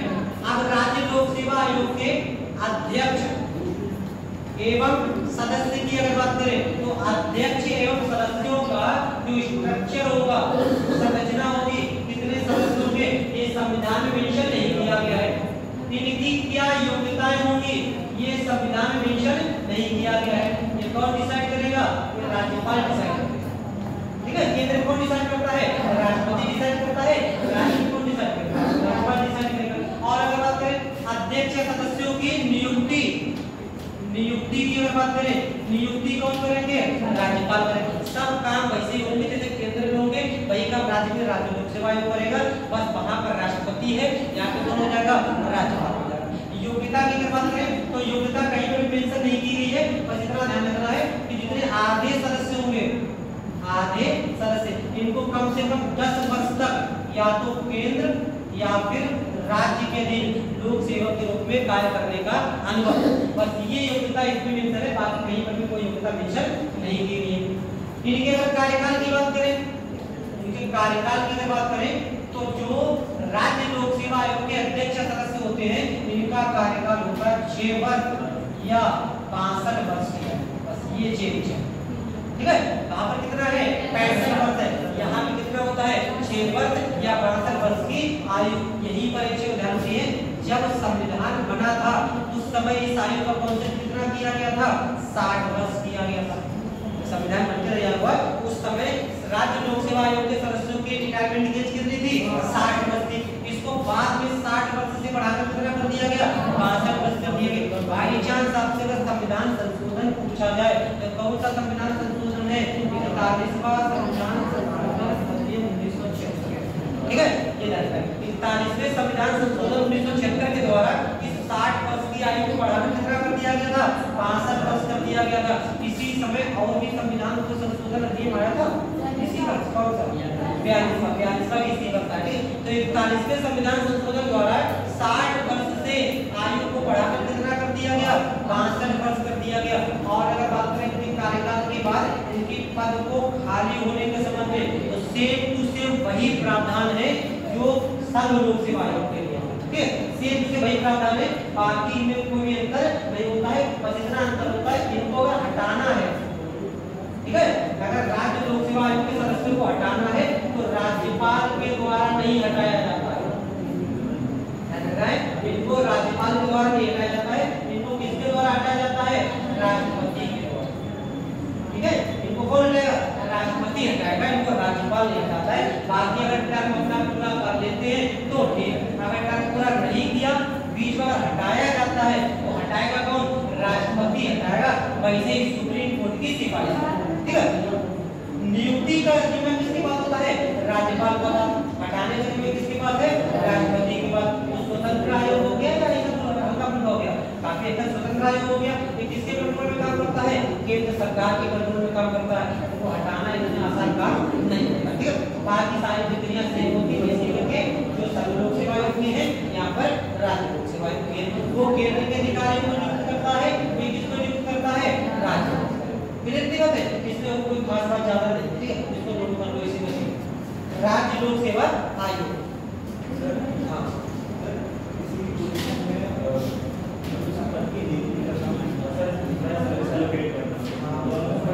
नियुक्ति करना और सर्विस अलॉटमेंट करना, जैसे ऐसा होता है जैसे ये सामान्यतः इसमें जैसे दोनों अधिकारी वगैरह होते हैं, कैडर जिसको बोलते हैं, कैडर होते हैं, ऐसे मान लिया ऐसे हम मान लिया हम हमारी बहुत बड़ी कंपनी है, हमारी बहुत बड़ी कंपनी है, तो हमारी कंपनी ने हमने 10 कर्मचारी नियुक्त किए, तो इन 10 लोगों को हमने नियुक्त कर दिया, अब इनमें से किस व्यक्ति को कौन सा कार्य दिया जाएगा, इसको तो एलोकेशन, हाँ उसको ये कार्य है ना, ऐसे थोड़ी 10 में जिसका जो मन उसको करने लगे, ठीक है, तो कोई कुछ ही नहीं करेगा, ठीक है, तो उनको क्या करेगा, उनको एक सर्विस काम अलॉट कर देंगे कि तुम ये वाला कार्य करोगे, तुम ये वाला कार्य करोगे, तुम ये वाला करोगे, इसको तो एलोकेशन, यानी कि नियुक्ति के अंदर ही एलोकेशन, ठीक है, ऐसे नहीं यहाँ पर उसकी जैसे अधिकारी वाले हाथ में आई अधिकारी तो उनकी नियुक्ति की गई और नियुक्ति करके उनको एक सर्विस अलॉट कर दिया, एक कैडर अलॉट कर दिया, तो पता आपको वही काम करना है।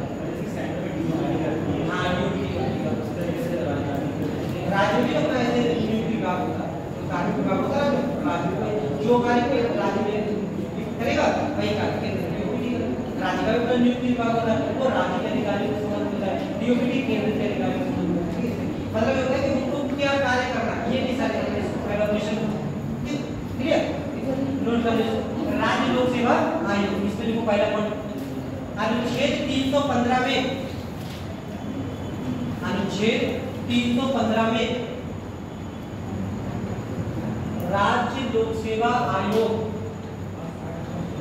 अनुच्छेद 315 में राज्य लोक सेवा आयोग का प्रावधान है, राज्य लोक सेवा आयोग का प्रावधान है,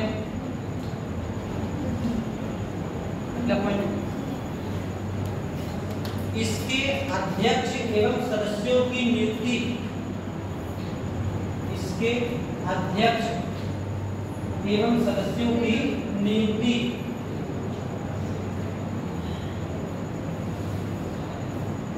राज्यपाल के द्वारा, इसके अध्यक्ष एवं सदस्यों की नियुक्ति राज्यपाल के द्वारा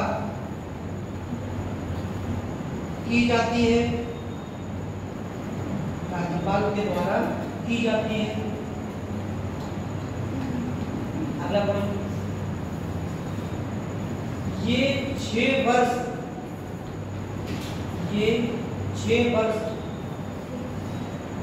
या 62 वर्ष की आयु, ये 6 वर्ष या 62 वर्ष की आयु तक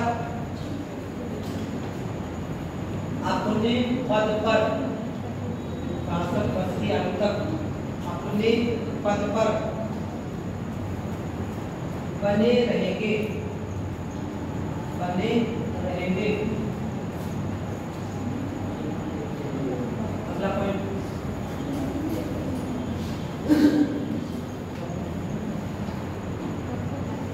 इकतालीसवें संविधान संशोधन अधिनियम 41वें संविधान संशोधन अधिनियम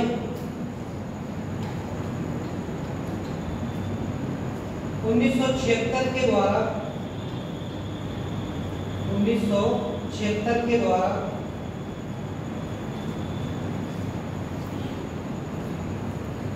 राज्य लोक सेवा आयोग के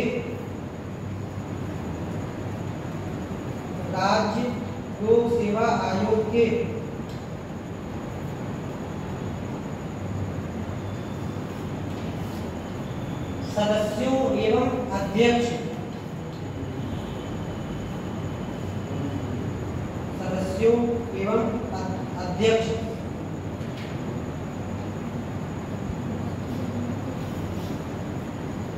की आयु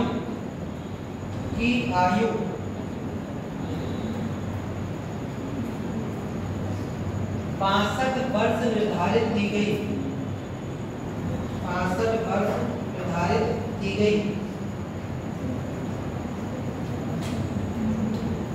कैसे करते उसमें तो बता रहे लिखा हुआ है अनुच्छेद 319 में स्पष्ट प्रावधान है कि यूपीएससी का अध्यक्ष अपने कार्यकाल के बाद किसी राज्य लोक सेवा आयोग का अध्यक्ष या सदस्य नहीं बन सकता, लेकिन यूपीएससी का साधारण सदस्य आगे चलकर राज्य लोक सेवा आयोग का अध्यक्ष बन सकता है, सदस्य नहीं बन सकता।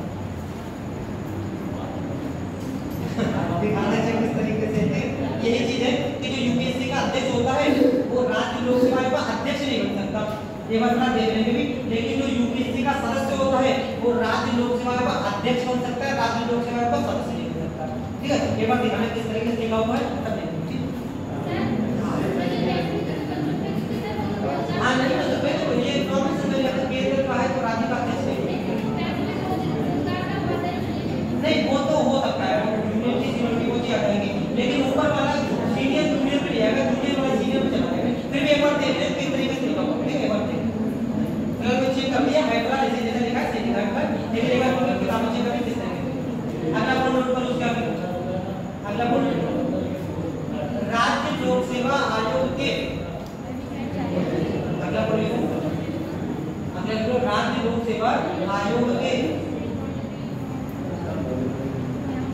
लोक सेवा आयोग के अध्यक्ष एवं सदस्यों को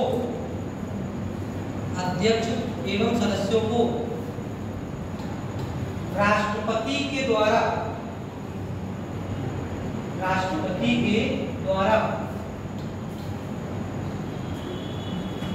उसी प्रक्रिया से हटाया जा सकता है,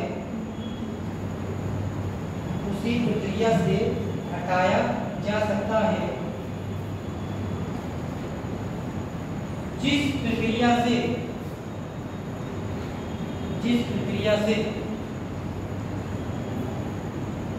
यूपीएससी के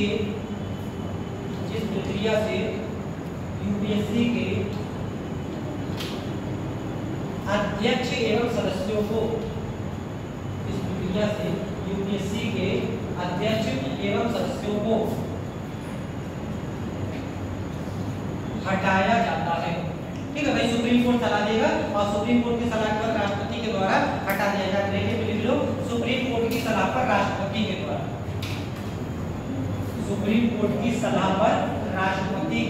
द्वारा अब जो ये हमारा राज्य लोक सेवा आयोग हो गया, संघ लोक सेवा आयोग भी हो गया, इसी के साथ साथ ये एक आयोग हमारा और आएगा, इसको हम लोग कहते हैं joint public service commission. Joint public service commission बताया था इससे पहले मुझे क्या था ज्वाइंट पब्लिक सर्विस? हाँ, तो दो या दो से अधिक राज्य आपस में केंद्र सरकार से अगर कहे तो केंद्र सरकार क्या कर सकती है, उनके लिए ज्वाइंट पब्लिक सर्विस कमीशन बना सकती है। तो ये चीज ध्यान रखना है कि ज्वाइंट पब्लिक सर्विस कमीशन होता है, इसके अध्यक्ष एवं सदस्य ये सब किसके द्वारा नियुक्त किए जाते हैं? ये सब राष्ट्रपति के द्वारा नियुक्त किए जाते हैं। ठीक है, ये सब राष्ट्रपति के द्वारा नियुक्त किए जाएंगे, राष्ट्रपति के द्वारा नियुक्त। बाकी सारे सिस्टम उसी तरीके से संचालित होते हैं जैसे राज्य लोक सेवा आयोग होते, मतलब जिस राज्य से संबंधित ज्वाइंट पब्लिक सर्विस कमीशन है, ये उसी राज्य के लिए कार्य करेगा। ये अपनी रिपोर्ट किसको सबमिट करेगा? ये अपनी रिपोर्ट उन्हीं राज्य के राज्यपालों को सबमिट कर देगा। जिन राज्य का ये है उस राज्य के राज्यपाल को अपनी रिपोर्ट सबमिट कर देगा। लेकिन इनकी नियुक्ति कौन करते हैं? राष्ट्रपति करते हैं। इनको हटाने का अधिकार किसके पास होता है? राष्ट्रपति के पास होता है। बस एक क्वेश्चन ये बता दो कि ज्वाइंट पब्लिक सर्विस कमीशन है, ये स्टैट्यूटरी बॉडी है या फिर ये कॉन्स्टिट्यूशनल बॉडी है या नॉन कॉन्स्टिट्यूशनल बॉडी है? बस ये बताओ। नॉन कॉन्स्टिट्यूशनल है। नॉन कॉन्स्टिट्यूशनल बताओ कैसे बॉडी?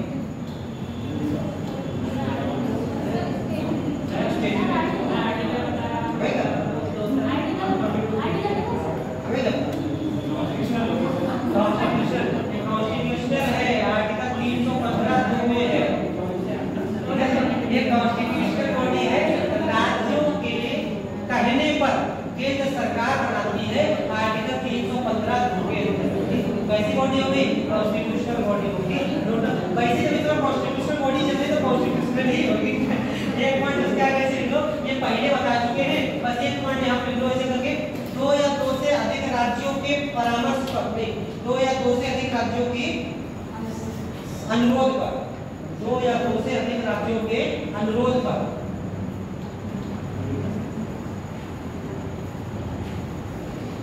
केंद्र सरकार, 2 या 2 से अधिक राज्यों के अनुरोध पर केंद्र सरकार संबंधित राज्यों के लिए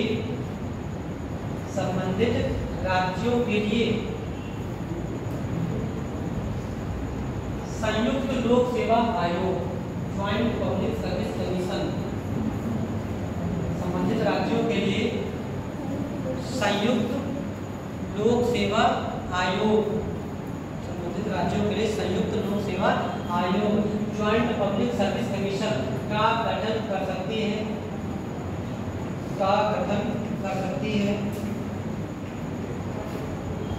अगला पॉइंट, इसके अध्यक्ष एवं सदस्यों की नियुक्ति, इसके चेयरमैन होते हैं, उसके मेंबर्स होते हैं, इनकी नियुक्ति कौन करेंगे? राष्ट्रपति करते हैं। लेकिन रिपोर्ट किसको सबमिट करेंगे? उस राज्य के राज्यपाल को, जिस राज्य का होगा उस राज्य। तो जितने हमारे आयोग होते हैं, चाहे यूपीएससी, केंद्र को अपनी रिपोर्ट सबमिट करेगा। आर्टिकल 323, ठीक है, आर्टिकल 323 में इनकी रिपोर्ट का प्रावधान किया गया है। रिपोर्ट तो यूपीएससी की रिपोर्ट किसको देगा? राष्ट्रपति को देगा। राज्य लोक सेवा की रिपोर्ट किसको देंगे? राज्यपाल को देंगे। और जो ज्वाइंट पब्लिक सर्विस कमीशन होता है, ये एक राज्यपाल को नहीं देंगे। जिस राज्य का ज्वाइंट पब्लिक सर्विस कमीशन होगा, उन राज्यों के राज्यपालों को क्या कर देंगे? रिपोर्ट दे देंगे। तो 323 में क्या किया गया है? इनकी रिपोर्ट का प्रावधान किया है। नोट कर लो इसके आगे। इसके अध्यक्ष एवं सदस्यों की नियुक्ति राष्ट्रपति के द्वारा की जाती है,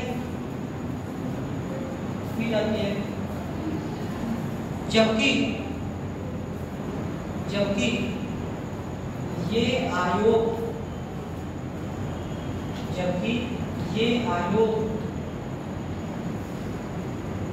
अनुच्छेद 323 के अनुसार, जबकि ये आयोग अनुच्छेद 323 के अनुसार 323 के अनुसार अपनी रिपोर्ट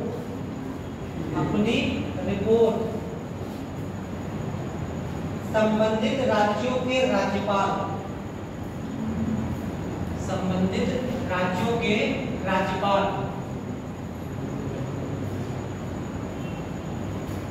को प्रस्तुत करते हैं, संबंधित राज्यों के राज्यपाल को प्रस्तुत करते हैं। आर्टिकल आर्टिकल कौन सा? 315(2), ठीक है, 315(2). इसमें क्या है? इस बार संयुक्त लोक सेवा आयोग, आर्टिकल 315(2). ऐसे ये हमारा हो जाता है लोक सेवा आयोग का पूरा कॉन्सेप्ट। संघ का अलग, राज्य का अलग और ज्वाइंट हमारा अलग। अगला हमारा ये आयोग आ जाता है NCSC, national commission for scheduled caste, national commission for scheduled cast.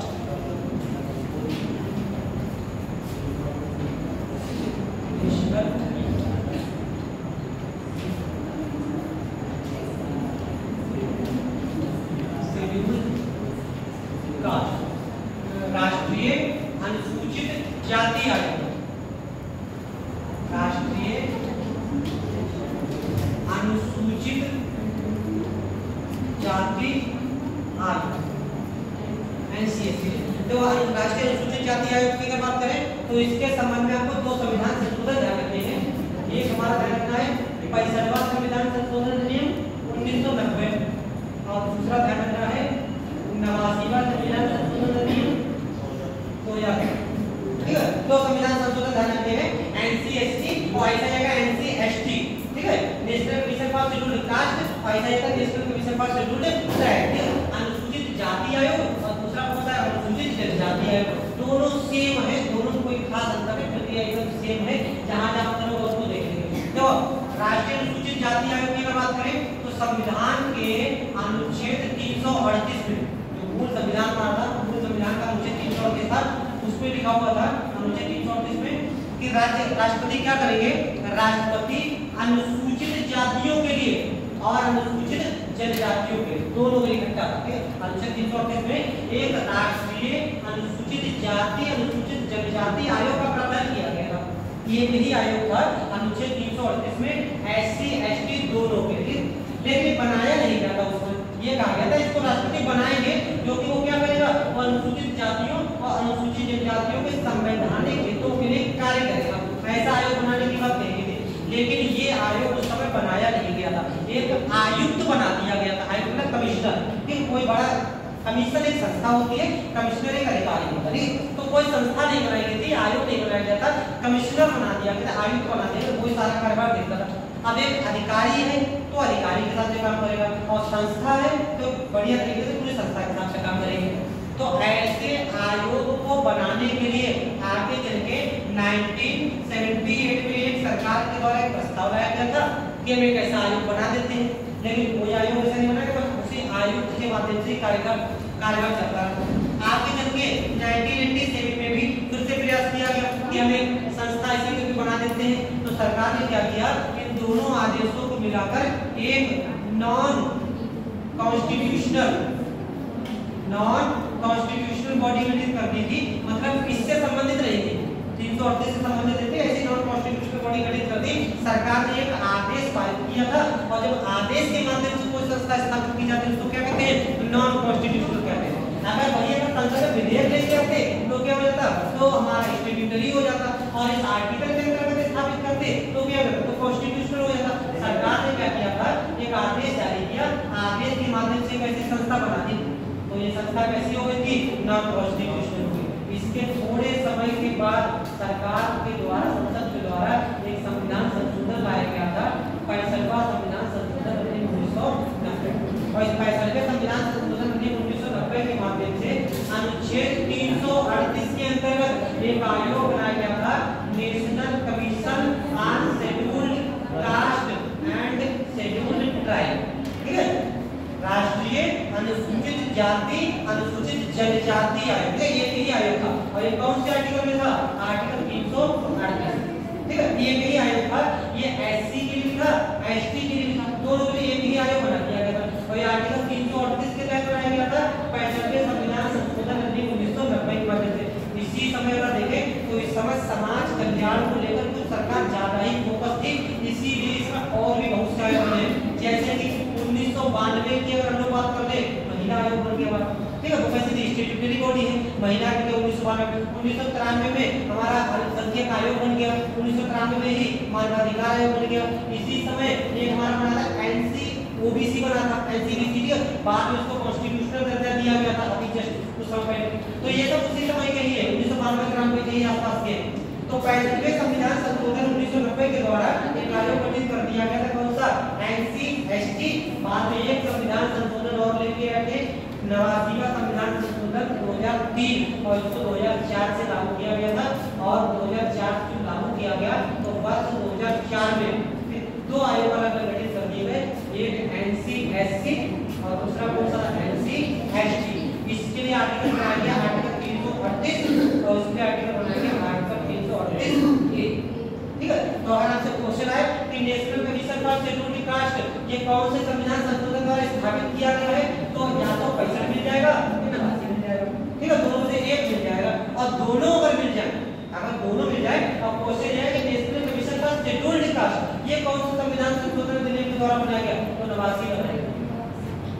अगर दोनों मिल जाए और केवल स्पेशली इसी के लिए पूछा जाए तो कौन सा लगाएंगे, 89 लगाएंगे। और 89 ना मिले तो कौन सा मिलेगा, तो 65 मिल जाएगा।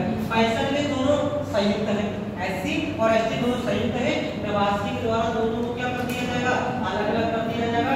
338 में शेड्यूल्ड कास्ट के लिए और 338 ए में शेड्यूल्ड ट्राइब्स के लिए। यहाँ तक की बातें क्लियर। अब बना तो दिया गया, लेकिन इसके स्ट्रक्चर, इनके सदस्य, अध्यक्ष वगैरह के कार्यकाल, इसको लेकर संविधान में कहीं पर भी कोई व्यवस्था नहीं की गई।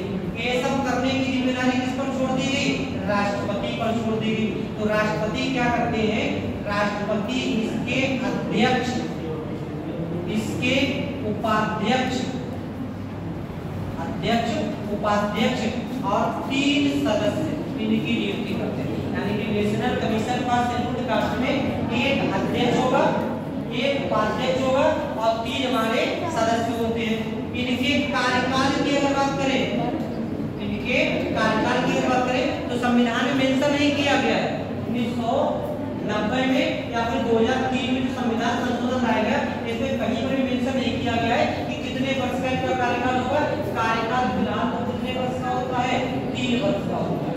इसको कम बढ़ कर सकते हैं, ठीक है, इसको कम भी कर सकते हैं, इसको बढ़ा भी सकते हैं, क्योंकि ये किस पर डिसाइड, कौन डिसाइड करता है, राष्ट्रपति डिसाइड करता है।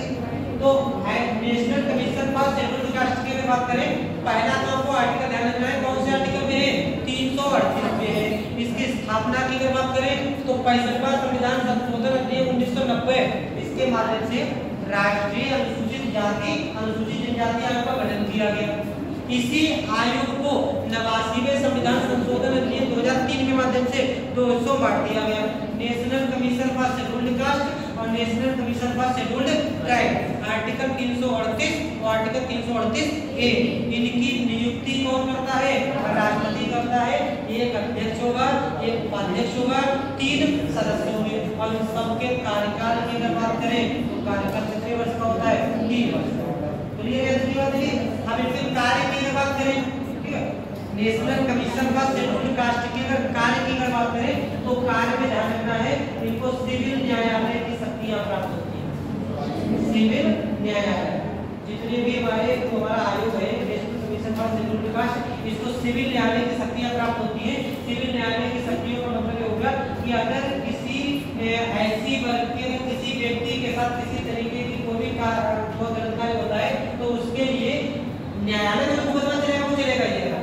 National commission for scheduled cast स्वतः संज्ञान लेकर उसके खिलाफ वारंट जारी कर सकता है। इसको क्या बोलते हैं, इसको सिविल न्यायालय की शक्तियां। जैसे मान लिया कि किसी ऐसी वर्ग के किसी व्यक्ति के साथ किसी तरीके का कोई क्राइम हो तो वो व्यक्ति कहाँ जाएगा, न्यायालय में जाएगा और न्यायालय में जाएगा यानी कि मुकदमा दिखाएगा। तो मुकदमा कौन से अधिनियम के तहत पंजीकृत करवाया जा सकता है, कौन से अधिनियम के तहत मुकदमा पंजीकृत करवाया जाएगा, अगर किसी अनुसूचित जाति वर्ग के व्यक्ति के साथ किसी तरीके का कोई क्राइम होता है। 17 एससी एट्रोसिटी एक्ट पर बताओ 89 का आर्टिकल 17 बताया गया था, आर्टिकल 17 का भाग बताया गया था। एससी एसटी एट्रोसिटी एक्ट उसके तहत कहाँ जाएगा, न्यायालय में जाएगा। लेकिन अगर वो व्यक्ति न्यायालय में जाने में सक्षम नहीं है, उसमें जागरूक नहीं है या आत्महत्या विषय उसकी बहुत से ऐसे बात हैं जिनके साथ क्राइम हो जाता है, वो आवाज नहीं उठाते, तो अगर वो व्यक्ति आवाज नहीं उठाता है तो ऐसे में national commission for scheduled cast क्या कर सकता है, स्वतः संज्ञान लेगा और उस आरोपी के खिलाफ क्या करेगा, सिविल न्यायालय की कार्रवाई करके उसके खिलाफ वारंट जारी कर सकता है। तो सिविल न्यायालय की शक्तियां प्राप्त होती है।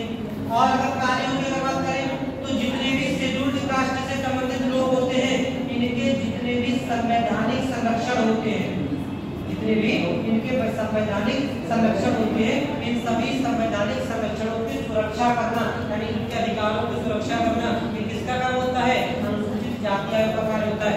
इसके अलावा ऐसी वर्ग के कल्याण के लिए जो योजनाएं बनाई जाती हैं, उन योजनाओं में सलाह परामर्श देना ये किसका काम होता है, national commission for scheduled cast का कार्य होता है। कितनी चीजें ध्यान रखनी है, एनसीएससी का क्लियर।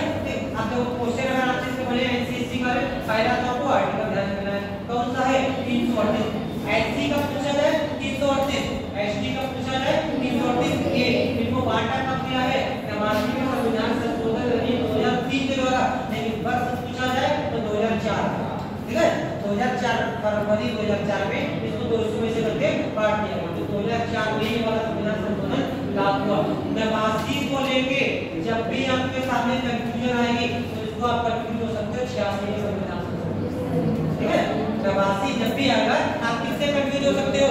86 के संविधान संशोधन से कंफ्यूज हो सकते हो कि 86 क्वेश्चन आया, ठीक है। क्वेश्चन आया कौन से संविधान संशोधन अधिनियम के माध्यम से national commission for scheduled caste, national commission for scheduled tribe को अलग कर दिया गया। पहला विकल्प मिलेगा 86 में संविधान संशोधन और चौथा विकल्प मिलेगा 89 में संविधान संशोधन। बस पहले भी रुक जाओगे, हाँ यही बात है। तो ये 6 और 9 भूल जाओगे कि 6 कैसे होते हैं 9 कैसे होते हैं, कंफ्यूज हो सकते हो इसमें, ठीक है। तो ध्यान रखना है 86 का इससे संबंधित नहीं है, कौन से संबंधित है? 89 का। 86 का किससे संबंधित है? शिक्षा, ठीक है। शिक्षा से संबंधित है आर्टिकल 21A, ठीक है ना। क्या था? 86 में संविधान संशोधन द्वारा आर्टिकल 45 की भाषा चेंज की गई थी और 11वां मौलिक कर्तव्य जोड़ा गया। क्लियर? 3 जगह चेंज किया गया वो वाला है, ठीक है। यहाँ पे कौन सा ध्यान रखना है? इतनी बातें क्लियर, नोट कर लो उसका। हेडिंग डालो राष्ट्रीय अनुसूचित जाति आयोग, राष्ट्रीय अनुसूचित जाति आयोग।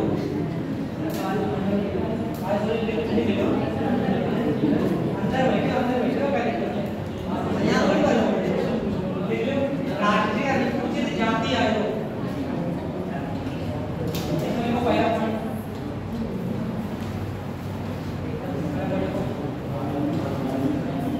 संविधान के अनुच्छेद 338 के अनुसार, संविधान के अनुच्छेद 338 के अनुसार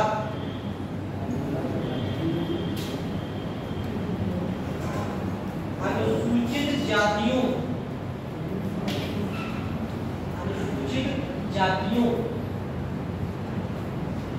के हित के लिए, अनुसूचित जातियों के हित के लिए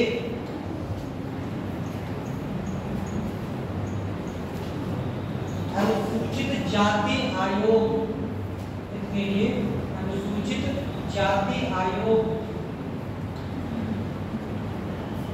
का प्रावधान किया गया है, का प्रावधान किया गया है। अगला पॉइंट 65वें संविधान संशोधन अधिनियम, 65वें संविधान संशोधन अधिनियम 1990 लागू 1992 में हुआ, ठीक है।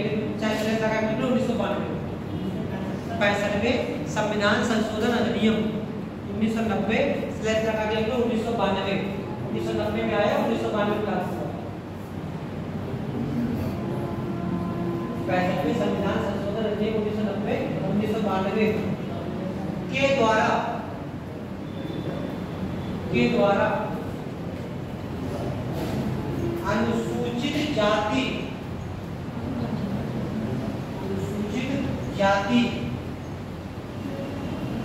एवं जनजाति आयोग, अनुसूचित जाति एवं जनजाति आयोग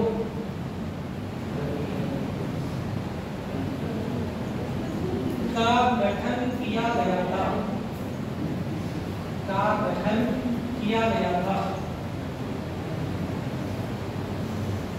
अगला पॉइंट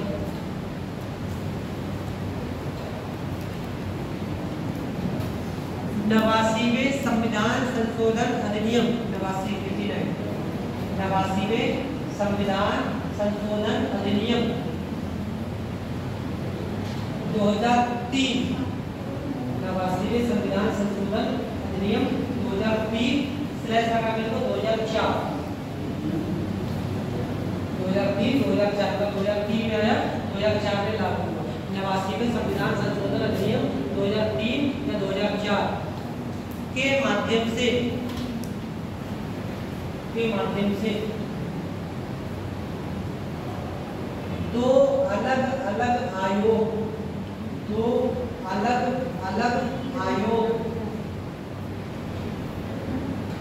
गठित किए गए, दो अलग अलग आयोग गठित किए गए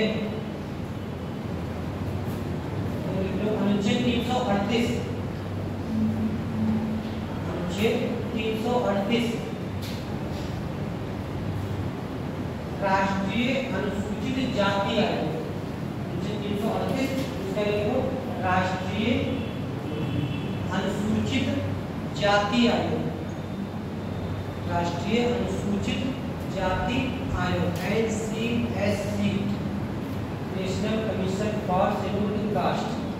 और दूसरे को 338 ए, 338 ए, 338 ए, राष्ट्रीय अनुसूचित जनजाति आयोग, राष्ट्रीय अनुसूचित जनजाति आयोग NCST, national commission for scheduled tribes, NCST। अगला पॉइंट,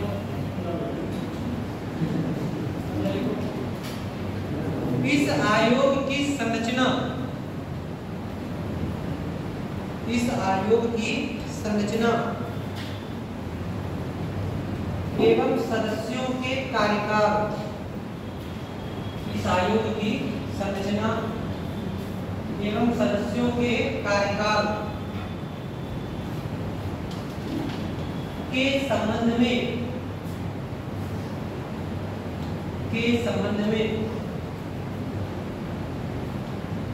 संविधान व्यवस्था नहीं करता, ये संबंध में संविधान व्यवस्था नहीं करता। मतलब कार्यकाल कितना होगा या अध्यक्ष सदस्य की योग्यता वगैरह सब क्या होंगे, ये संविधान में लिखा हुआ है, राष्ट्रपति डिसाइड करेंगे, संविधान व्यवस्था नहीं करता। अगला पॉइंट, इसमें एक अध्यक्ष, इसमें एक अध्यक्ष,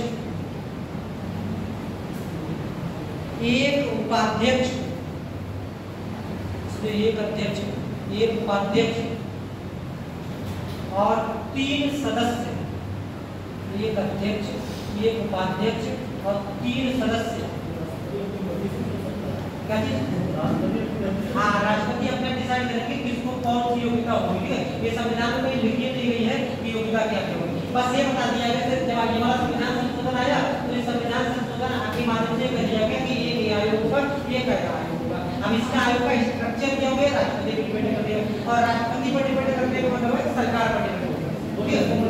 हाँ, जिसको मन होगा सरकार उनको बना देगी, क्योंकि सीधी सदन कल्याण के लिए आयोग है, वो ज्यादा स्वतंत्र आयोग नहीं होते, इसलिए ये सब सिस्टम है। अगर कोई ऐसी संस्था है जिसको काफी तक स्वायत्त होनी चाहिए, वहां पर इस तरीके का सिस्टम नहीं चाहिए, ये कोई ज्यादा स्वायत्तता वाली संस्था वाली बात नहीं है। अगला पॉइंट, इसका एक अध्यक्ष, एक उपाध्यक्ष और 3 सदस्य की नियुक्ति राष्ट्रपति के द्वारा की जाती है।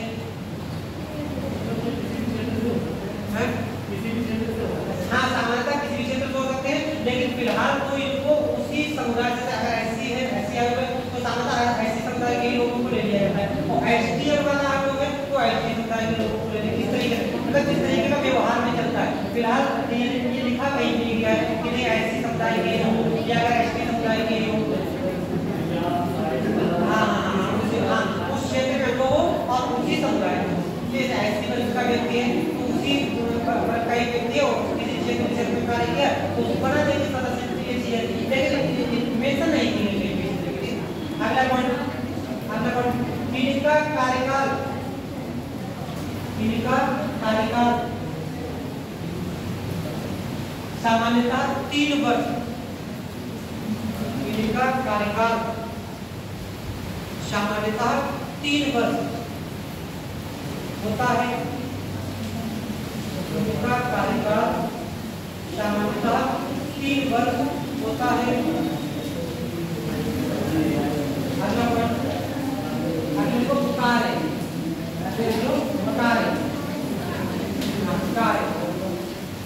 एवं शक्तियां, कार्य एवं शक्तियां। इसमें देखो पहला पॉइंट, इसे सिविल न्यायालय की शक्तियां, इसे सिविल न्यायालय की शक्तियां प्रदान की गई है, इसे सिविल न्यायालय की शक्तियां प्रदान की गई हैं अगला पॉइंट,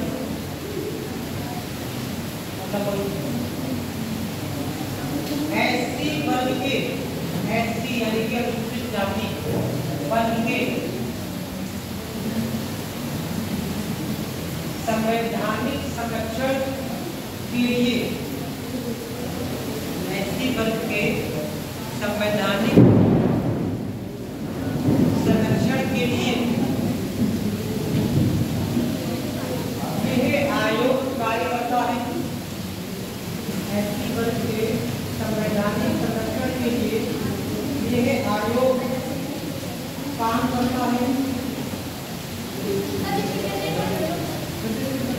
एससी वर्ग के संवैधानिक संरक्षण के लिए, संवैधानिक संरक्षण के लिए यह आयोग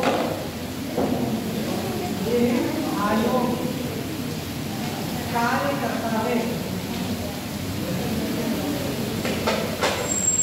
यह आयोग कार्य करता है। एससी वर्ग के लिए, एससी वर्ग के लिए योजनाएं बनाने में, एससी वर्ग के लिए योजनाएं बनाने में यह आयोग सलाह देता है। यह आयोग सलाह देता है। ठीक है, अब देखो जैसा सिस्टम यहाँ पे है, सेम टू सेम वही सिस्टम कहाँ पर है, एनसीएसटी के बारे में। ठीक है, तुम्हारा दूसरा आयोग है एनसीएसटी। जैसा सिस्टम यहाँ पर है, जैसा विकास इसका है, ऐसे यहाँ पे है। 65वां संविधान वो भी किससे संबंधित हो जाएगा, इसी से संबंधित हो जाएगा। इसका दूसरा कौन सा, 89वां संविधान किससे संबंधित हो जाएगा, इसी से हो जाएगा। केवल कार्य थोड़े से बदल जाएंगे, कार्य हो जाएंगे। ये किसके लिए कार्य कर रहा है, एसटी वर्ग के लिए कार्य करता है।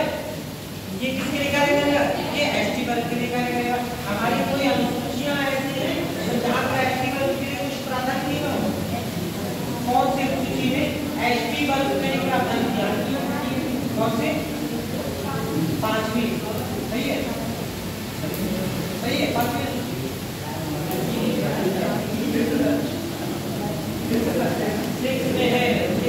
5वीं सूची में शेड्यूल्ड एरिया, 5वीं में शेड्यूल्ड एरिया, और 6वीं में कौन सा है, ट्राइबल एरिया।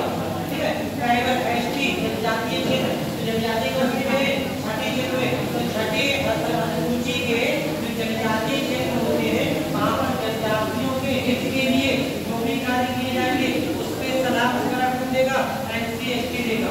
ठीक है, एनसीएसटी इसके द्वारा उस क्षेत्र में जनजातियों के कल्याण के लिए कार्य किए जाते हैं। इसको करेक्ट से जोड़ना चाहे एनसीएसटी के, तो अभी भी एक योजना दी है, मिशन तलाश और आदि योगी कर्मयोगी करके, वो इसके लिए कर्मयोगी करके, तो शेड्यूल्ड ट्राइब्स के एरिया के लिए ही होगी। तो इन दोनों में कोई अंतर है, और जितना ये अंतर है, शेड्यूल्ड ट्राइब्स किसके लिए कार्य करेगा, ये एसटी, ये शेड्यूल्ड ट्राइब्स के लिए कार्य करेगा, और ये वाले किसके लिए कार्य करेगा, ये एसटी समुदाय के लिए कार्य करेगा। बाकी कोई, ओके, इसको ये लाइन ऐसे नोट कर लो, रेडी कर लो। एससी अनुसूचित जनजाति आयोग, ऐसे में लिखो, राष्ट्रीय अनुसूचित जनजाति आयोग, राष्ट्रीय अनुसूचित जनजाति आयोग, राष्ट्रीय अनुसूचित जनजाति आयोग। इसको देखो पहला पॉइंट, राष्ट्रीय अनुसूचित जनजाति एनसीएसटी। इसको देखो पहला पॉइंट, एनसीएसटी। इसकी संरचना भी, इसकी संरचना भी एनसीएसटी के समान, इसकी संरचना भी एनसीएसटी के समान होती है। इसकी संरचना भी एनसीएसटी के समान होती है, मतलब इसमें भी एक अध्यक्ष होगा, एक उपाध्यक्ष होगा, 3 सदस्य होंगे। ठीक है, और कार्यकाल कितना होगा, मैक्सिमम 3 वर्ष का कार्यकाल होगा। पहले भी इनका पद खाली हो सकता है, ये फिक्स नहीं होता है कार्यकाल, मैक्सिमम 3 वर्ष का कार्यकाल दिया जाएगा। ये लिखा नहीं गया है, ये सामान्यतः कार्यकाल कितने वर्ष का, 3 वर्ष का दिया जाएगा। तो सारा का सारा सिस्टम वही काम करेगा, बस सिस्टम क्या चेंज हो जाएगा, ये किसके लिए कार्य करेगा, अनुसूचित जनजातियों के लिए कार्य करेगा। अगला पढ़ेंगे एससी एसटी अनुसूचित जनजातियों के लिए, एससी अनुसूचित जनजातियों के लिए कार्य करता है, अनुसूचित जनजातियों के लिए कार्य करता है। अगला पॉइंट, छठी अनुसूची में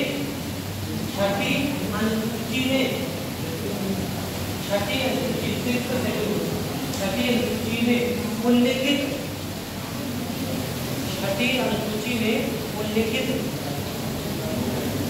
जनजातीय क्षेत्रों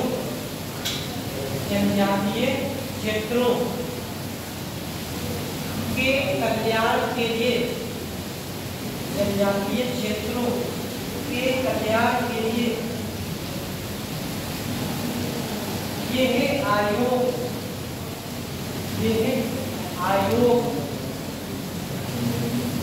कार्यरत रहता है,